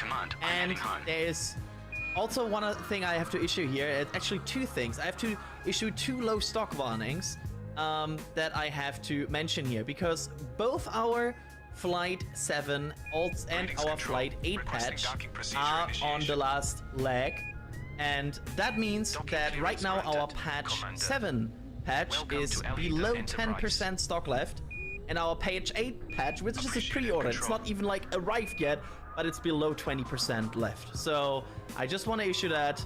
Both patches are on their last leg in availability. If you want them, I don't want to hear any complaints that they're no longer available. They are almost gone. Good sales guy, that guy. Right, 95. Okay, so we got 95. Everything up here at the hotel with the support of the Margaritaville Beach Resort here on South Padre Island, but also in the field. We have cameras everywhere, and we Liquid oxygen 279. Out in the field. I'm hoping suborbit, but Rocket Ranch at the outpost. Jack, do we have you? Report visual findings as they come in. Yeah, hopefully you can hear me okay. It's extremely excuse me. Before the launch, but yeah, can you acknowledged? With best head. Oh, I know, lost him. We got a little robo Jack, but we can hear most of what you're saying. His batteries need to be recharged. I think my batteries might need to be recharged. Yeah, I'll get working on that. But yeah, it's a much better day than Monday, so I'm very Titanium 350. Hopefully we'll be able to collect in a little bit here, like under 2 hours to go. The people have been steadily arriving here at the Rocket Ranch outpost. Thanks again to Rocket Ranch for hosting us, as always. If you want to watch the launch from as close as possible, be sure to check out Rocket Ranch Starbase. And you know what? Today, the rocket really needs to go. It needs to go. Like, I was leaving the pad, and I was waving goodbye to the rocket, as one does. And I was like, goodbye, Ship 34, goodbye, Booster 15, goodbye. And then I had a thought. I was like, actually, you know what? No, get out of here. Go on, get out of here. And I started, shooing it. I was shooing the rocket instead of waving it. So, we all want to get on with our lives. SpaceX wants to get this data and get on with their Starship program, and we need to get this thing in the air. Also, I literally cannot afford to rent this lens for another day, so please win. NSF. If you just Google NSF. When you go out there to the pad, and I encourage everybody, if you get a chance to come to Starbase, you can drive right out Highway 4, you can park, you can walk almost up to the rocket. There are barriers. But again, if you see one of us out there, if you see Jack, he's probably going to be wearing a giant orange hat, right, EJ? That's what he does. Jack, tell us what it's like when people come up and talk to you, and you know they're part of the Rocket Nerd family. To me, it's the best. I love it. Oh, this is exciting times. Somebody earlier, This is exciting times. Came up to me and was asking about my rig and saying how much they appreciate what we do here, which always means the most. Yeah, it's a constant thing down here around launch. And then this person was saying, oh, I'm staying at the ranch. I swear this isn't a ranch plug. This is just what they said. I'm staying at the ranch, and if you can't find someone there to have a conversation with, I don't know what you're doing. I'm like, yeah, you're having the true experience. Like, you're hanging out with all the nerds, and you can do it on the beach too. Like, it's almost like, I've said this before, it's almost like a music festival, or it's a big communal gathering. Everyone gathers up around the rocket launch. There's bonfires. It's a good time. But yeah, when people come up and express kind words about what we do, it really does mean the world, because we say it all the time. We'd be doing this one way or the other. We're those kind of nerds, but at the same time, we do put ourselves willingly and happily through a lot to get this done. and to do what we do. And you know, when people express appreciation for that, there's really no words. There's really no words for it. Wait, let me have a look at seeing if we can get Super Cruise assist on there. You know, getting some merch or doing a super chat, or just watching the stream and telling your friends about it. It doesn't have to be a monetary thing. It really, like, it's wild. We're all living the dream of science fiction becoming a reality, which is so cool. And you know, we're humbled and honored and so excited to help pilot the hype train down the rails toward Mars. I'm gonna mute myself. Commander, I have detected that fleet carrier movement has altered the location of our stored modules. Jack a little bit later in the show. We'll also be possibly checking out with the fleet carrier Scholar of Gold 1337 has moved to hit 51594. Orbiting, because Brian Moore had a great question. We can get rid of. And that's how you send your questions to us. Please continue to do so. We'll get to as many of them as we can. Brian wants to know: could the thrusters deorbit the Starship? Okay, so we need to get rid of 4. If they had a failure on relight? That's a great question. I'm sure you could probably do that as a contingency in case, you know, all else failed, like your main thrusters don't work. But I think it's important to understand, like, that's a scenario, like, it's good to, you know, have contingency procedures in case something does go wrong. But the best kind of contingency feature or contingency for your rocket is to make sure it just doesn't go wrong in the first place. I know that sounds ridiculous, right? But you don't want to put yourself in that kind of situation in the first place. I think it's important to understand, and I think that speaks to why SpaceX is doing the missions the way they're doing. They want to make sure that that Raptor will fire every single time without question, no problem. Now, could you use those thrusters, the extra thrusters on board to do that? Yeah, sure, I don't see why not, but you'd run into some really weird problems there. Just gonna have a 15-minute break. As we saw from Flight 7, that's kind of important. Yep. Where's it coming down? You know, what's the thrust? Actually, no, we're not. We'll go get out there and we'll come back here. This is not something that SpaceX couldn't do in case this actually happened. Like, they could figure it out. I'm sure they could. We'll literally just go and drop this off and then come back. I'm sure they could figure that out. But once again, it's important to understand that you don't want to put yourself in this position. SpaceX could probably figure it out if that happened. But the best way to do this is to make sure that it works. Have you tried just doing it right and never getting anything wrong? Right? That's the important thing to understand. Now, could it? Sure, absolutely. But now you're running into TFR problems. You're running into disposal problems. Where's this thing going to come down? Is it controllable? If the engine doesn't work, what else doesn't work, right? There's a lot of questions that get introduced there, and that's why you don't Are you ready to leave this place, Commander? You know, it's always good to have yes. But no plan survives contact with the enemy, right? In this case, our enemy is space. Transferring power to That's what we engines. say in the Army. Yep. Your plan is only as good as your first engagement. Disengaging now. As Mike Tyson used to say, everybody has a plan. Preparing the FTL drive. That's a good one too. I like that. We're going to check in with Adrian here. We're going to thank some more people, and then we're going to come back and Preparing for jump. to Alex with some more questions. Adrian, I'm coming to you in just a second. Your scan is clear. It's Carry on with your journey, the Commander. second time here that I have to mention the Space Pope. The Space Pope here with a $50 super chat as well, saying bless this flight and bless chat too. Thanks NSF crew, you're too cool. Space be with you. Thank you so much, Space Pope, for all the support. I mean, this is just an incredibly amount of support, just in a very, very short amount of time here again. We also have UK Hudson coming in with the 10 curly L's. Best place on the internet for space enthusiasts, period. Long live NSF. Thank you so much for that support, and that support like you are doing there, that helps to make that a reality. Affirmative. Then we have a super chat here. Actually, does anyone...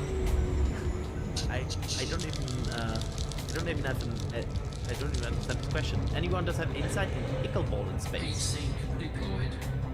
Pickleball in space?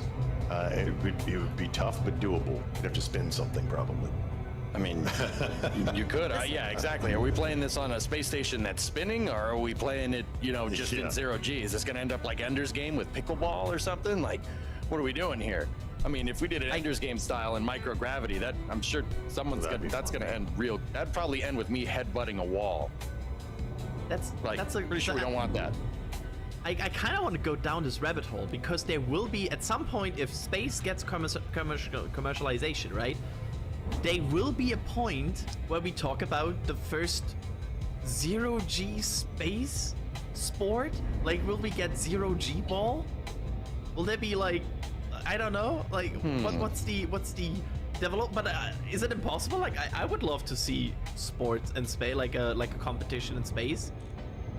You know what I'd like to see, Adrian? Paintball. Paintball in space could be cool, right? Because you could paintball in space is really cool. Point the paintball gun behind you and use that to maneuver. Oh, leap of shame! Shit! Videos where they just get stuck in the middle and somebody has to come along and push them to the side. Right, that's why. I would use the paintball gun for RCS, just unload it. You know?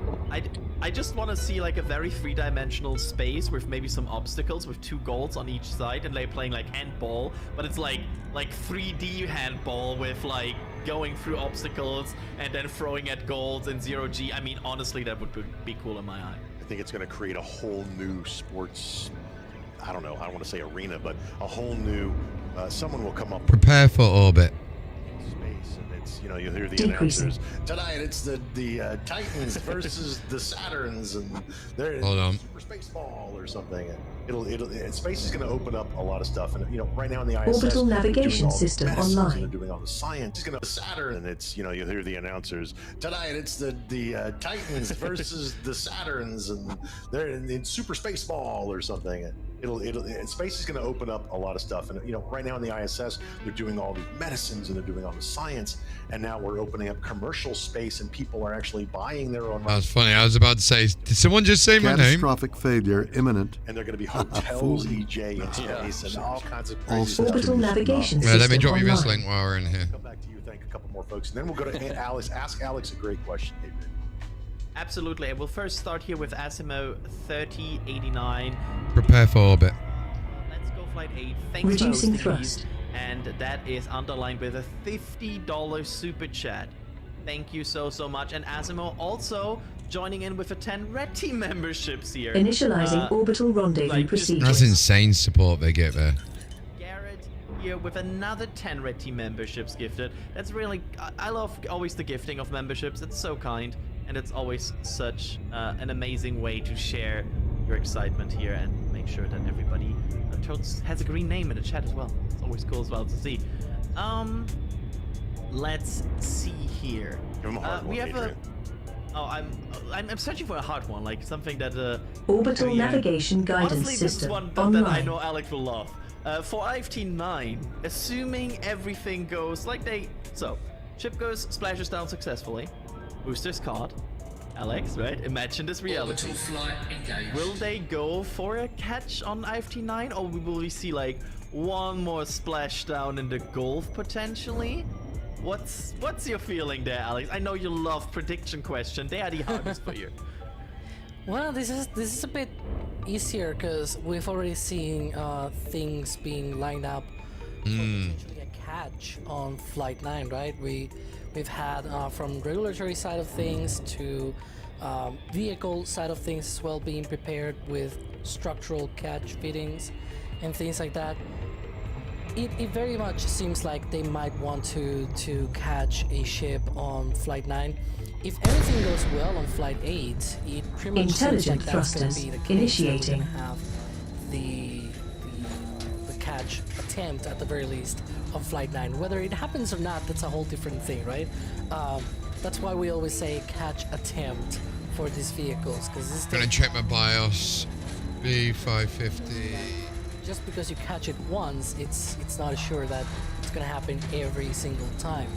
And so sometimes you're gonna have an abort before going to the launch site. Maybe once or twice. We might. Okay, so that is the most recent one. Like it's something that we need to keep in mind when we see these landing attempts, right?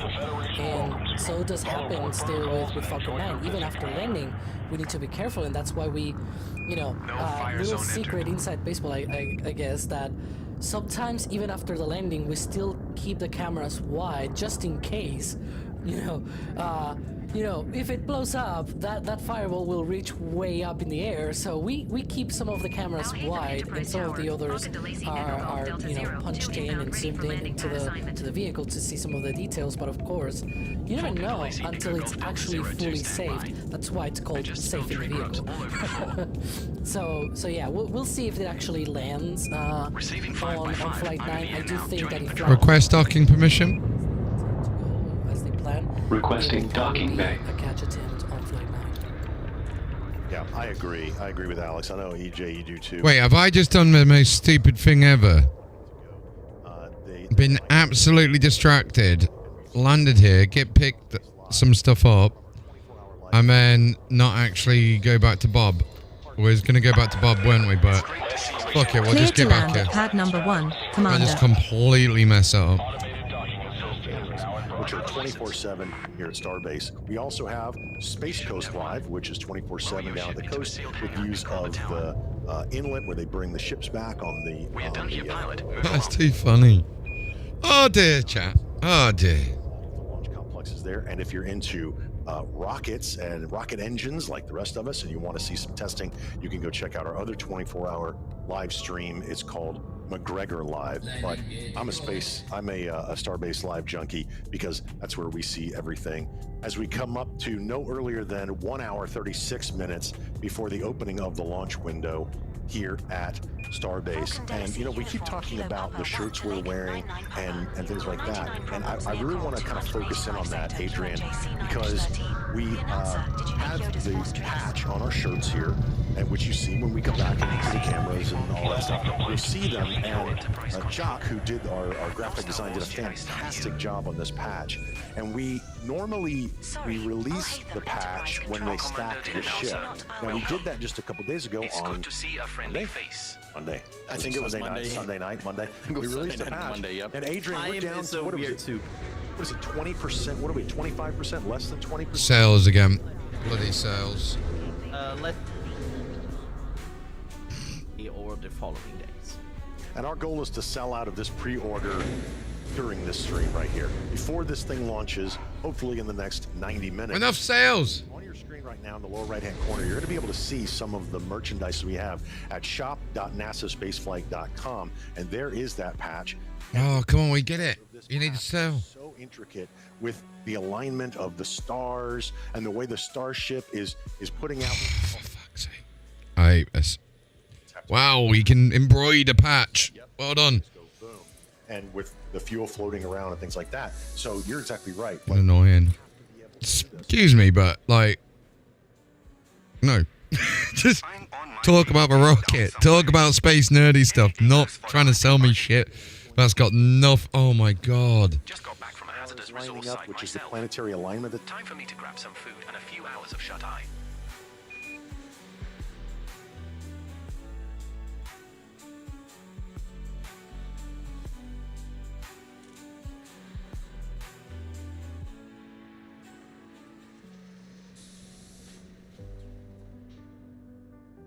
That's happening right now. Adrian, jump in and tell us more. Do you know what? I genuinely can't be arsed with that. I don't want to hear anything about them trying to sell me a fucking patch. No disrespect, stream, but that's BS. Also upgrading to Capcom. We have Grunt Bane becoming a launch director. Thank you so much for that. And then we have So much about sales and stuff, isn't it? It's just like Starship 8 launch. I get people have to raise money, but like, no. Just no.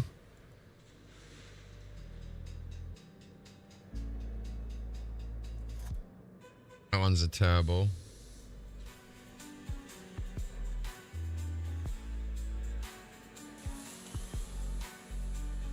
So 20 minutes until we got the go or no go.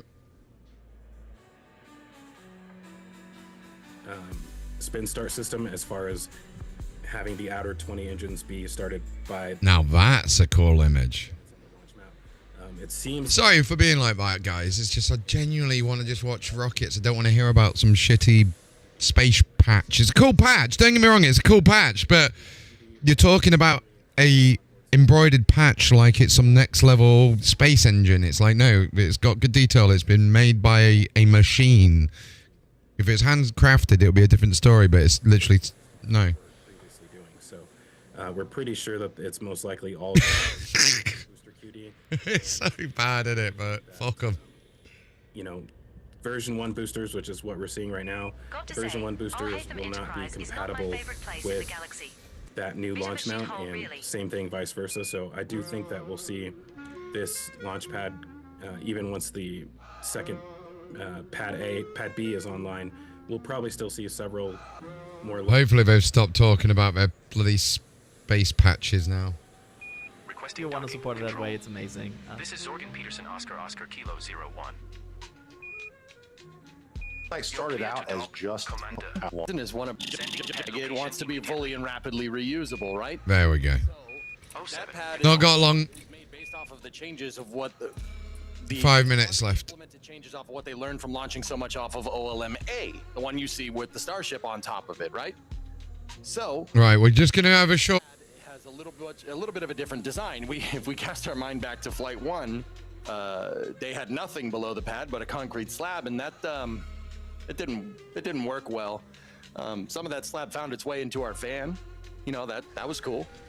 And you can see Danger Van when you come out to Starbase on the right-hand side. It's still here. You can absolutely see it. It murdered that van is what it did. Yep, and then they just kind of implemented changes with the pad deluge system that we see now that were just good enough to get that design working. And I guarantee you that the pad B design is based off of what they found after they implemented the pad deluge, basically the upside-down shower head that shoots a crazy amount of water basically into the business end of Starship when it goes to, and super heavy when they go to take off, right?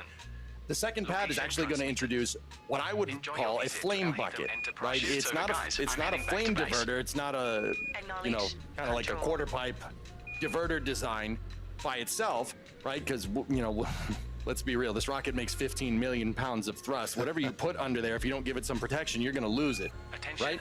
So this one will have flame buckets, which is basically a pad deluge system that's shaped like a flame diverter, right? It's shaped kind of like a quarter pipe, like if you like skateboarding, right? And then, you know, back to my youth right there. So what this will basically do is allow the pad to be more fully and rapidly reusable, less turnaround time, less things that need to be repainted. Less, I mean, because they do have to repaint that from what, I mean, I don't think they actually did it this time, but they have been repainting the OLM every time because these rocket engines are just so abrasive to things, right? Rocket engines basically accelerate gas out fast enough that they can use gas to sandblast things. It's very abrasive, it degrades stuff very quickly, it makes brand new concrete shoot off into the sky. We're talking about a lot of power here. So basically this flame bucket that they're making here is going to allow them to use the pad quicker, use it, turn around faster, and basically implement the rapid reusability airplane-like operations that they're trying to achieve here. Yeah, and now on your screen you can see that new tower being constructed on the left. You'll notice some things that what we call the chopsticks on the tower on the left are a little shorter than the chopsticks, which are now at the top of the tower on the right, or Tower 1. And there's a reason, Alex, that they made those shorter. Can you talk us through the theory behind the chopsticks and why they're making them shorter if they still have to catch the same size booster? Thanks for doing business here with us. Yeah, there are two reasons, right? They are both coupled together, I guess. They go both hand in hand. The first one is that they don't need the chopsticks to be as long, and so the more you can avoid overbuilding, I guess, you can get more efficient at your processes, and you know, best part is no part, that kind of stuff that they apply at SpaceX. But that also comes with a benefit of you have less mass to move or stop. Whether you want to move those arms or stop them, they carry less inertia than the ones that are longer, and so that means you can close them and open them a lot faster and with more precision. You don't have you know, like when you're trying to stop those arms, for example, they they wobble a lot because it's a lot of inertia that they carry. And so if you have shorter arms, that's less mass that you need to stop, and therefore it becomes a lot easier and therefore also more precise to be able to stop the movement of the arms. And that is very important when they are sort of catching the booster, because all they do is they close around the booster. But if as they close, what they do is they just jiggle around, they can damage the booster. Now, speaking of damage, you probably don't want to damage people either, and so that's why you see there that roadblock at the Lyndon B. Johnson Boulevard, that intersection with Highway 4. It's just essentially just right now vacated, and that's precisely because that's part of the process. Right now they are about to load the vehicle with propellants in about 40 minutes from now, and they don't want people near this thing. It's still too close for comfort, so that's why they cleared that roadblock. You can see there it's now empty, only some cones. The cones are okay, that's hardware, but the people need to be safe, and therefore they have moved up the road. The village is also evacuated. I think the closest that they can get is somewhere around where the office building is, which is, you'll see there the standard closure point, and there's the alternate closure point. That's sort of the closest that we think they can get. That's sort of at the sort of point where the office building is there at the production site. Obviously, for non-SpaceX folks, you have that soft roadblock about 15 miles to the west of the launch pad, right on the intersection with Oklahoma Avenue at Brownsville. So don't attempt to go down Highway 4, because you will not be able to get there any closer. You have better chances to get to South Padre Island. And Alex, that's good news that roadblock has moved now to the other side of the production site, right? Yeah, because it means everything is progressing. As I was mentioning, they do this because it's too close for comfort, right? You don't want those people there when this thing is fully loaded, and they are preparing for that. Again, as I was mentioning, the propellant load begins at T-minus 46 minutes. There's a whole process beforehand, of course. We'll talk about that in the next couple of minutes. But they already are vacating that roadblock. It's already empty, and that's good news. Yep, that means they're proceeding. And if you look in the upper left-hand corner, it's no earlier than 1 hour and 25 minutes now to the opening of the window. Once we get an updated T0 time from SpaceX, we'll add that to the screen. And on the screen, you can see beautiful blue skies. We can actually see the rocket over our shoulder here from Margaritaville and South Padre Island, which takes us to the biggest question of the day, which everybody keeps asking: what's the weather like? We're going to bring in Adam Suker, NSF's meteorologist, to give us an update on all things weather-related. Adam, looks pretty good from where we are. What are you seeing? Yeah, basically, I'm watching the cameras along with y'all and satellite and everything else. And yeah, the weather there is looking nice. You know, we have mostly sunny skies. We've got some, mid-layer clouds that'll float through every now and then. But if y'all watch the stream real closely, I know I've been staring at the rocket. Have y'all noticed how fast some of those clouds are moving from left to right? Sometimes when you look at the cameras that look from the rocket straight up to the clouds, if you watch those mid-layer clouds, Shields offline. quick. Well, that's that wind shear that we've been talking about a lot. So like at this graphic you see here, I try to make a little bit better of an example, because I know it's kind of hard to see all these wind barbs just clogged up together. But this is the most recent data that's still a forecast model. The meteorologists over there at SpaceX have been launching now Shields weather online. balloon that's in the air. They're getting actual true data from the weather balloon, not a guesstimation, but an actual true measurement. That's what's going to actually determine, are they really within the levels, or are they slightly over, are they close enough? They're going to do it based upon that. But this right here is just a forecast from a model, which represents really close to what can possibly be there at this moment. So closer to 5:30, 6:30 time frame, we're still seeing that directional wind shear. Nothing's really changed from model run to model run. It's actually been pretty consistent. But I try to show in blue arrows off to the right, kind of what we're talking about. So think of the first blue arrow there at the bottom being the ground. So you're getting hit with the southeast wind, so it's showing the direction the wind is blowing.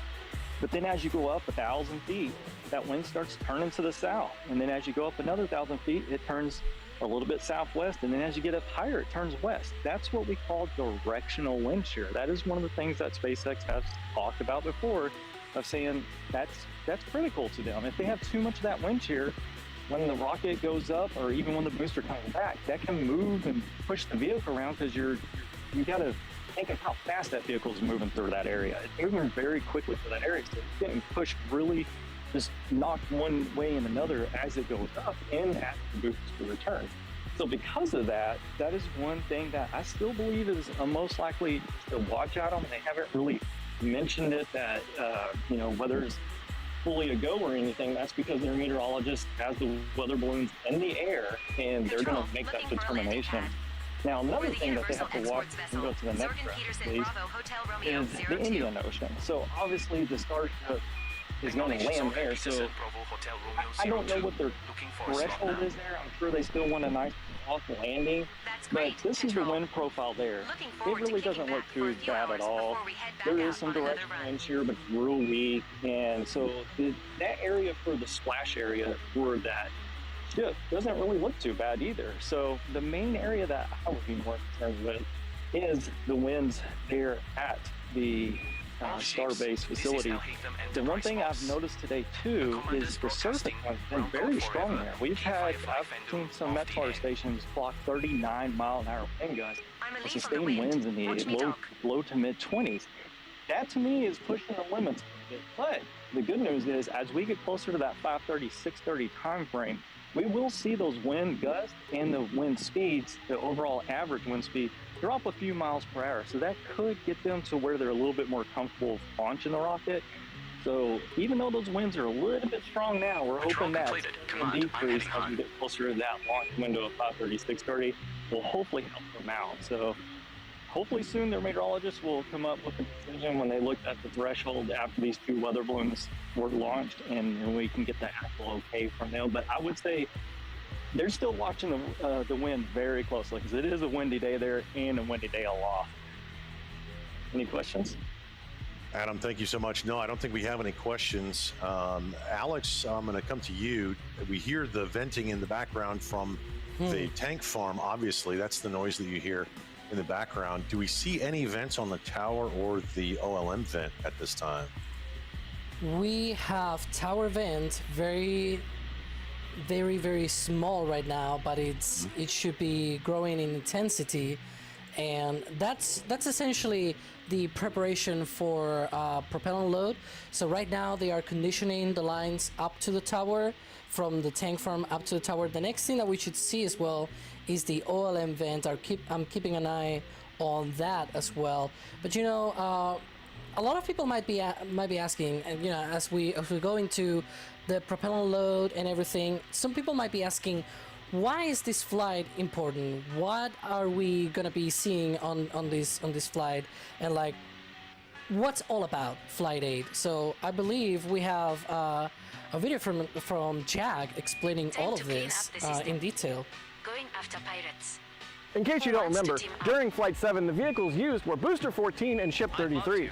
Booster 14 performed well with a good ascent, boost back burn, and landing back at the launch tower arms. Only the second booster ever to do so. But Ship 33 was unfortunately lost on its way uphill, losing engines one by one and with fires coming out of the engine section as seen on the onboard cameras. SpaceX says that the most probable root cause was a harmonic response several times stronger in flight than had been seen during testing. This was then led to increased stress in the propulsion system hardware, which created leaks beyond what the vents in the attic could purge, and that started the fires that led to Ship 33's demise.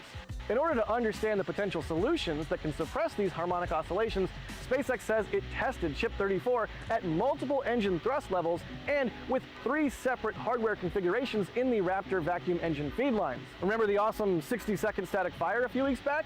Yeah, that's what it was for. The update says that, quote, findings from the static fire informed hardware changes to the fuel feed lines to vacuum engines, adjustments to propellant temperatures, and a new operating thrust target, end quote, to be used on Flight 8. Additionally, SpaceX has added vents to the ship and a new nitrogen purge system that will prevent any fires from developing or spreading in the aft section of the vehicle, or so they hope. So what's Flight 8 all about? The answer is that it's pretty much the same plan as with Flight 7, but this time, the vehicle is not breaking up prematurely. We'll once again have a Block 2 ship, which includes all of the upgrades associated with that. Some of them were tested on Flight 7, but of course, some others didn't even get a chance to do their thing, like, for example, the all-new forward flap. Ship Block 2 is a complete redesign compared to Block 1. The ship is now 1 ring taller, with the full stack now being 123.1 meters tall instead of 121.3 meters tall. This extra ring, along with a shortening of the payload bay section, allows for Block 2 to accommodate an extra 300 metric tons of propellant, increasing Starship's performance to orbit. While the payload bay section has been shortened, the Block 2 ship introduces a simplified nose cone section, allowing SpaceX to better utilize that volume for payloads. Therefore, the net change in useful payload volume is essentially neutral, while still being able to lift more mass than before. The nose cone simplifications came thanks to a variety of changes in that area, including the redesign of the forward aerodynamic flaps I mentioned a moment ago. These are now smaller, have a different shape than before, and have moved closer to the leeward side and tip of the nose cone. This forward flap change will hopefully solve the burn-through issues that we saw during Starship Flights 4, 5, and 6, as they no longer have their hinge in direct contact with the plasma flow. Block 2 also has a redesigned heat shield with improved tiles that are less fragile and less susceptible to cracking. The tiles over the dome welds are now also smaller and are pinned instead of glued on, as experience has shown SpaceX that pinned tiles stay on the vehicle better than the glued ones. The header tanks located inside of the tip of the nose cone have also been redesigned with an improved geometry and pressure systems, as well as a simplified attachment to the hull of the vehicle, speeding up production and increasing the useful volume in the nose. The construction of the ship has also been rearranged to speed up production and optimize vehicle processing. The tank volumes not only were increased thanks to the shortening of the payload bay section, but also because the forward and common domes of the ship have been flattened and moved further up the vehicle. Block 2 of the ship also has individual transfer tubes for each of the Raptor vacuum engines, along with the main transfer tube for the center Raptors. These lines are now also vacuum jacketed, which reduces thermal transfer to the cryogenic methane fuel and reduces boil-off.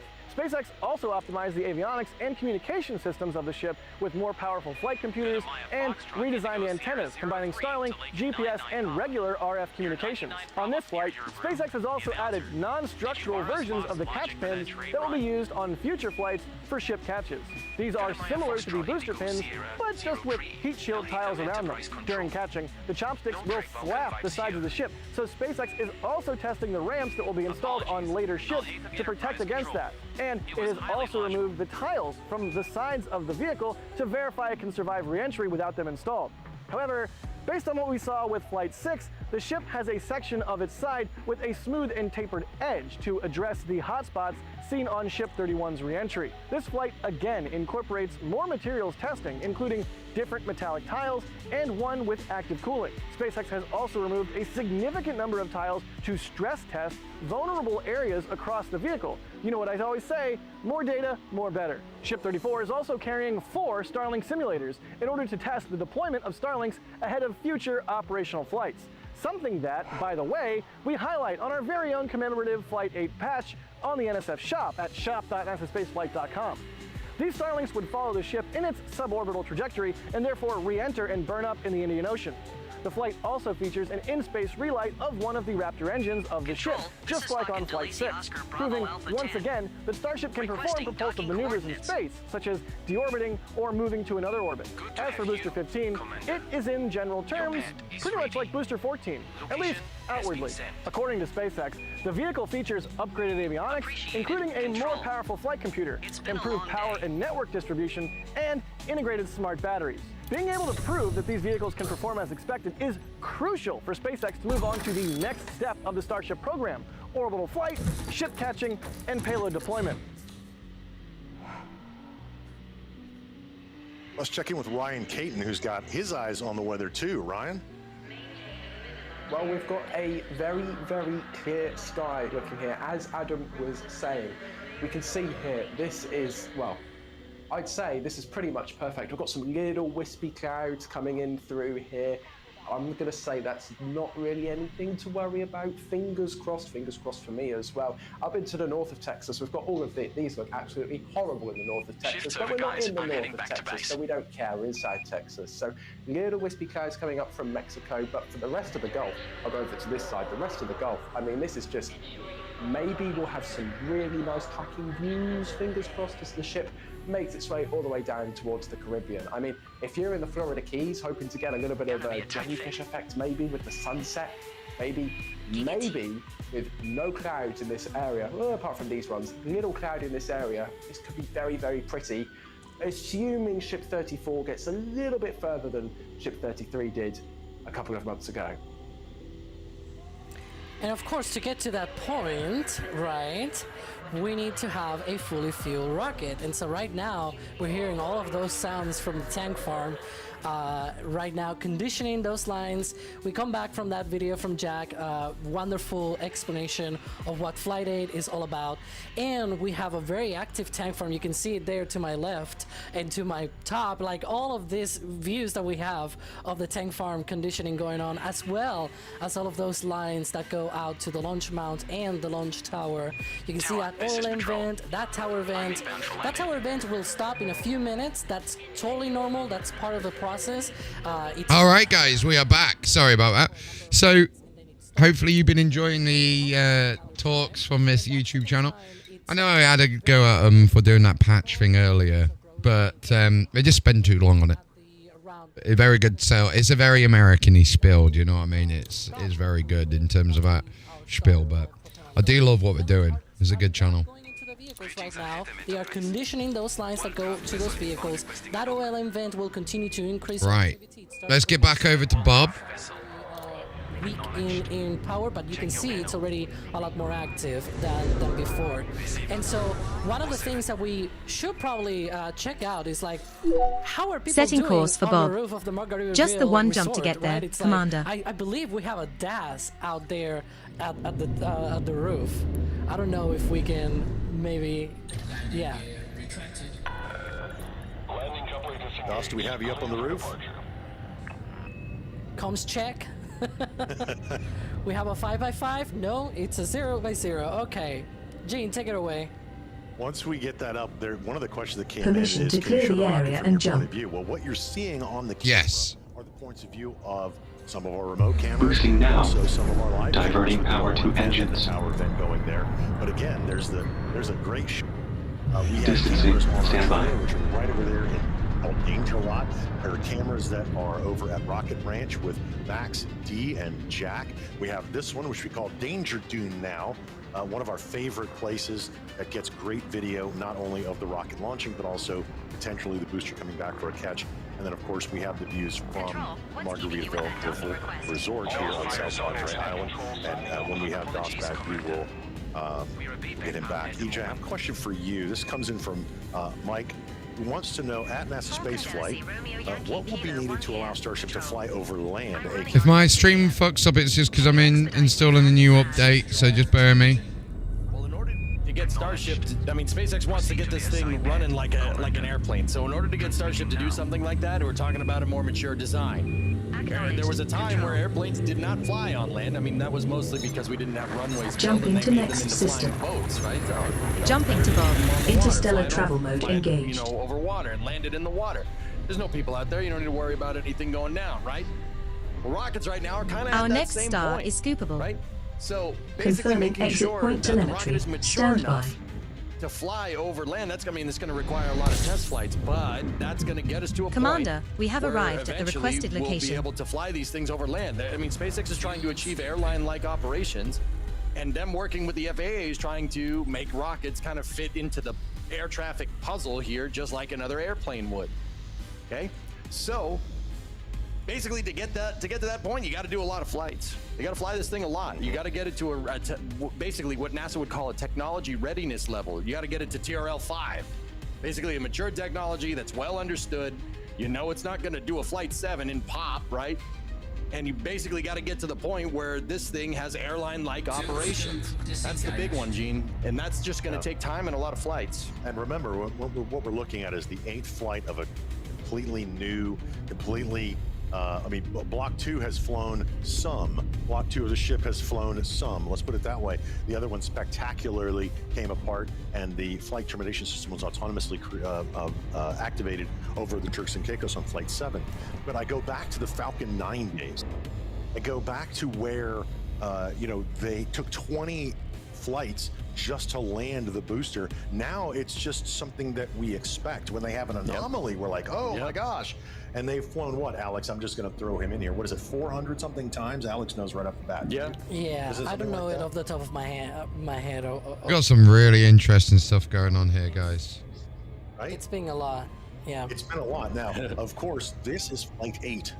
Imagine when we get to flight 400 of Starship. Oh, that's a great thought to think about. You know, when we get to that point, Starship. It's so cool. So cool watching this. And you know what? I'm going to welcome that. We're going to keep doing what we're doing here until that gets boring, right? Yeah. When we get to the T0 and when this Starship gets down to T0, excitement is guaranteed. But this is what it's going to look like when it takes off from Starbase. It's going to be launching to the east. It's going to skirt through Florida and Cuba, and it's going to go well past Flight 7, hopefully, knock on wood. And then it's going to pass over the southern tip of Africa. And then Ship 34 will begin its So Flight 3 went quite some distance, actually, for the third flight. softly in the Indian Ocean, where the previous flights 6, 5 landed in the Indian Ocean. And again, this is all about getting data. Long before we get to splashdown, there's going to be the tests of the relight. We're going to be able to see, hopefully, the views. He's gonna let the cats in. And we'll see the booster do its flip burn, its flip and burn maneuver, fly back. And at that point, EJ, that's where the super heavy booster is talking to the tower. And it's autonomous to a point, right? There is a human being during that boost back burn, it's called the boost back burn, that makes the determination in the flight control center whether they're going to go for a launch. Then it's all flying itself, right? Yeah, there's basically one human in the loop here. For the entirety of Super Heavy's flight regime, there's one point where three of us out here are launch doing a and pretty damn landing good job of director running and this big landing slippery director. master Yeah, all right. We'll basically. Yo, Murphy! Welcome, everyone. Welcome. Do you want me to land this? Where do you want me to land this? Right. How are you all doing? Thank you very much for the raid. Director, you know. Thank you for the follow, Murphy. Thank you for the raid as well, by the way. Sorry, I'm just catching up with chat. Let's go, Tat. Thank you very much for the raid. Look at that on the screen. I'm sorry. Wait, is that a C or an O? Sorry, it's an O. I thought it said Skotak. I do apologize, bro. Skoteo, I'm guessing. Probably butchering it still. But thank you very much. Stream's going well. We've been getting a little bit of the colonization stuff going while I've been watching some of this Starship 8. And yes, we are go. Okay, ladies and gents, we have just received first propellant load confirmation. This is brilliant. We are headed toward T0. I'm excited. If you're excited, We're actually going to get towards T0 today. I'm telling you right now, we've got to get pumped up because, you know, it's interesting you say we're a little superstitious in the rocket community. But Thank you very much as well. I really do appreciate that. How was your stream? Come on. Type go in chat. Like you have to put G-O go. Will you go? Come on. All right. Let's go. That's a lot of goes. It's a lot of goes. That's a lot of goes. That is a lot of goes. If we only got a true no go, I'm not saying it. What you're but going yeah. to see now is we're going to see some frost lines. Alex and Adrian are going to call out those frost lines when they see them up the ship and up the booster, because this is a huge milestone on the way to Flight 8. Now, remember, we got This is a massive, massive milestone, guys. up on the screen in the upper left-hand corner. All right. Alex, you want to hype them up? Adrian, you want to hype them up? Yeah, like just go. We want this Tell to us where launch in you're from. 1 hour, 3 minutes, 42 seconds. Are you guys ready? Are you ready? I'm ready. I'm ready. Hi, I'm ready, chat. Are you guys ready? Look at that. Starhopper 20. Oh my god, look at the very first.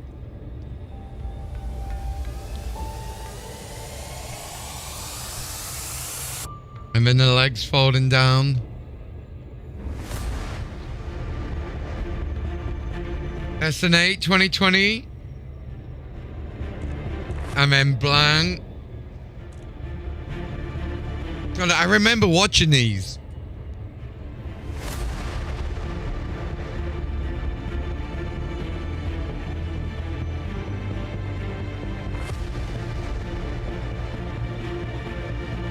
2021.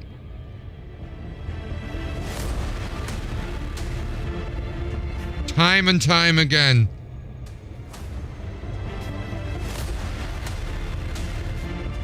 The determination of all the team that are involved in this is an amazing. It's just an amazing feat. Absolutely amazing feat. Flight 1, that's, oh my god, that was last year. I remember that.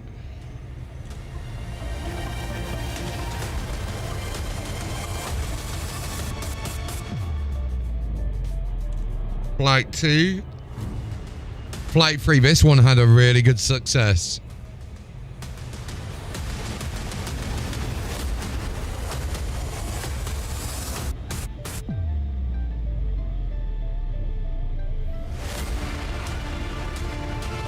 This one was 3 days after my birthday.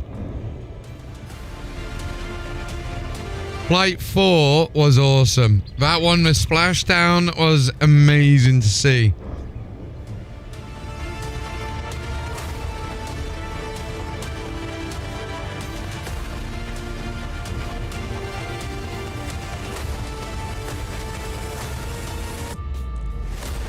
And the self-cat. Oh man, we are going to go to space. Look how cool it looks.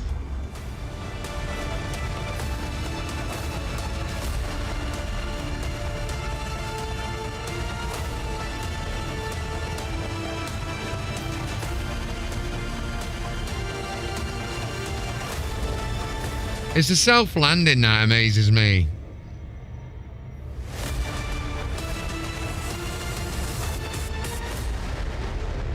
And Starship 8, Flight 8. I'm hyped. I'm hyped. We've got an hour left until launch, ladies and gentlemen, so make sure you do stay with us. We're going to be having this in the background here on the stream. Oh, I'm so hyped. Were you there for the explosions? Were you there for the... Oh, the explosions as well. Were you there? We were here, weren't we, EJ? Yeah, watching that video Gene, just makes me want to yell, shake and bake. Shake and bake. Shake and bake. We're dancing. We're just watching it right on camera. I love that video. I love it every time. You can see the tower vent there. Adrian, I'm going to ask you some questions about these vents because there might be some folks that are just joining us that haven't been part of the rocket launch community and they just joined NSF or Popular Science. They're watching right now and they don't know what all this means. So tell us, and you and AJ can talk about this back and forth, but Adrian, I'm going to pull you in first. When we see these vents, what are they actually doing with this really, really cold propellant running it up the tower? What are they doing? Yeah, material has the tendency to not really like being suddenly exposed to very cold liquids. And these two liquid oxygen and liquid methane, are on the very, very cold spectrum. So what they are doing is they are basically moving the whole tank farm first, and now they are moving the ground lines that go to the vehicle due to what is called a chill down. We are right now seeing the chill down of the lines that go to both ship and booster. The tower vent that you're seeing dying off there, that is expected, don't panic about that, is the fuel line that will go to the ship. The other vent, the OLM vent, is the one that will go to the booster. This is in preparation to have the high flow of liquid oxygen and liquid methane, because otherwise you get things like rapid expansion of the liquids. That's really bad for your pipes. You also get the pipes starting to very, very strongly retract. Also very bad for your pipes. So you kind of need to chill down the system. So I just got a message. We'll be right back. Basically, second to last step. Oh, can't be right back. Itself and the Raptor engines and everything itself, but this is really the crunch time here. That is, we see the OLM vent there, and this will get stronger and stronger and stronger, this chill down. And once it stops, that's good, because you would imagine, oh, it's stopping, right? It stopped with the fueling. No, in the moment it stops, it starts the fueling, and that's where the liquids no longer go outside the pad, they now go inside the vehicle. Yep, and that's what we were just talking about when they call out their go for a prop load. That's a huge, huge milestone. One of the other things that's a big milestone is when you support us. So we're going to go to Adrian, and we're going to thank some folks right now. Absolutely. Starting with Bob Tillmore here, 10 Red Team memberships gifted. Thank you so much. Again, I'm starting to run behind here, and there's certainly no chance that I will be able to keep up here. KPI with the $20 super chat. What do you think the limits are for max wind surface and the loft for launch? Okay, we're back home. Adam, it's not as simple. No worries. You enjoy your food. Sorry, I'm being a bit quiet. So, and of course, SpaceX has not. And I really do appreciate that raid, man. So we will have to observe. But from what we can tell, everything looks good good so far. Dash Riptide, I'm going to EJ for this one. When future flights started going point to point, how will they fly more? Clear to land Starship at like pad number airplanes, 1, given darling. Weather and all these snow temps for each flight now, having Starships flying all over like planes. How are they going to do that with all of these restrictions needed?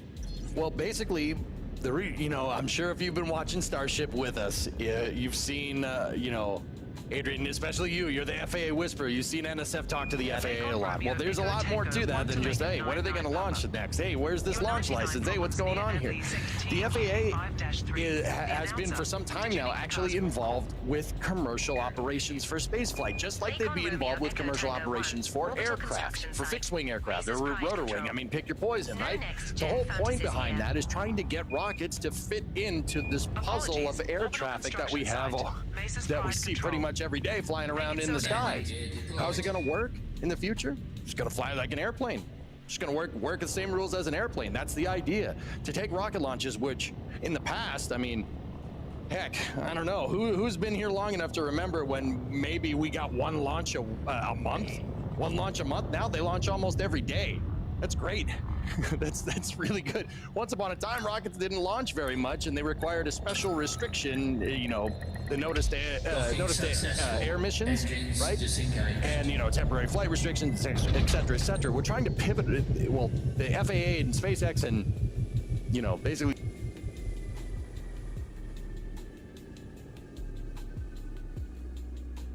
Great to have you with us. Commander the announcer. The U.S. in general is trying to pivot away from that and move to basically trying to make planes work like commercial operations. That's where we're going. It's going to take a lot of flights and a lot of testing, though, to get to that point. But, SpaceX launches a lot, so we're good.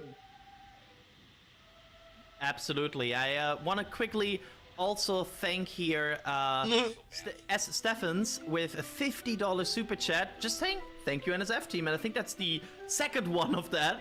So thank you so much for that, Stephens. For all of the support, we have been live for forever today. We have covered a moon landing, we have covered a launch, and sometimes it feels a bit like there's so much happening in spaceflight, right? And there's two things how you can totally keep up with that, and I want to quickly mention them because I think they're amazing to keep up with that. One is our new newsletter. I think it's right now is pinned in the chat, the Rocket Recap, where you get once a week, every Monday, you get a quick recap of what content we have published in news, what content we have published in Starbase Update. You get some articles in that. So if you want to get that in your newsletter every start of the week, go to nsf.live/newsletter and make sure to Blakia follow that. is online. The other thing is the socials. I want to quickly mention these socials because there's so much news going. So the socials, X, Facebook, Instagram, Blue Sky, Threads and TikTok. If you want to have everything that you can get in this world of spaceflight, that is the perfect way to get it. So that I want to quickly mention because I think it's just a great service for everybody to use. Yeah. Be sure to get that. Be sure to follow us on all of our socials, and then also get that new weekly newsletter. If you're a space nerd, it's going to fill you full of space nerd goodness. A space nerd that I go to when I have questions about things is. Oh right, we are back. Watch for more of them when I finish up Elite Dangerous. No, honestly, they are brilliant little streams. Part of Starship here. Thank you very much for coming in as well, man. Enjoy that food of yours. Enjoy that food. Right, we do need to transfer all of these over. So spreadsheet time. Where's my spreadsheet? Ceramic, we have got 95 transferred. We have got 279 transferred. And we have got 4 titanium. I only have 4. I thought... Hold on. That does not make sense. Okay. So that leaves us with just steel and titanium now. Don't know what happened there, but 1679. 1679. Your 99 problems is a site for sore eyes out here near 9 top town. Did you really smuggle rails past the feds? Okay, let's have a look at getting some titanium. Falcon Delacy Delta, Quebec Yankee 1, orbital construction site. Mesa's prime Gotta get a control. little bit more. A Fanboy little bit isn't an more, yeah? emergency Has transmission. that paused? Sorry, orbital construction site. Mesa's Don't wanna move too much away from that view on the top right though, because those umbilical lines will get frosty real soon. That vent coming back is essentially part of the process of chilling down those lines that go up to the ship, right? And so that tower vent should disappear in about 6 minutes when that liqueduction load starts on the ship. That's gonna be the first commodity to, or I guess the first propellant to be loaded onto the rocket. That'll be liqueduction for Commodity. She said commodity. 46-minute mark. Oh, he said commodity. Sorry. And I'm not gonna lie, it's funny because we're on our commodity screen. So we want to get titanium. So that tower vent should be disappearing in about 5.5 minutes from now, and the OLM vent will keep going for another 10 minutes or so until booster liqueduction load. You know, and one of the things, EJ, we talk about all the time is the scale. If you ever come to Starbase, you can, you know, you go out there and you can stand next to the rocket. Where's and my... you're like 10 years old. Your mouth's agape, you're looking up, you're like, what in the world? And the camera angle in the lower right-hand corner really gives you an idea, a little bit of the scale, because you can see staircase. Yep, The it's my favorite human-sized staircase. Tell us about that, and then we'll go to Ryan Hayden real quick. So you can see in the bottom right frame, you can see where the ship quick disconnect vent is that Adrian was talking about a little bit earlier. That's the vent to make sure the lines are chilled down. Just to the right of where that vent is spouting off all that gaseous oxygen, you can absolutely see the flights of stairs there. This is not a small piece of equipment. No, it's not. It's very, very, very large. Indicator, but yeah, it just doesn't do it justice. You got to come down here and see this thing. It is an absolute monster. It's a scale that you just don't really get until you see it.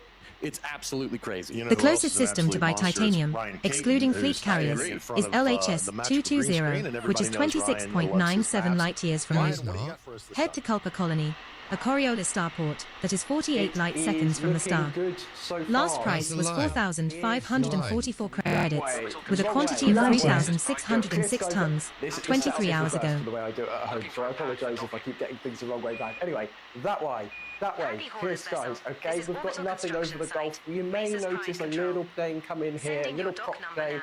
That's nothing to worry about, I don't think. I believe that's to do with the range security nonsense. We saw the helicopters earlier. Similar sort of deal, making sure that there is nobody where nobody shouldn't be, if that makes sense. Everybody else is staying to that side of the pad, which is just down about there. So this is looking okay for now. And there's one more thing I just wanted to cover. This is on the marine side of things. Now, just ignore me as I very quickly move over and change to the hazard zone. This is the NOTMAR comparison. That is notice to mariners. You may remember on the last flight, Ship 33 didn't exactly make it all the way to the Indian Ocean.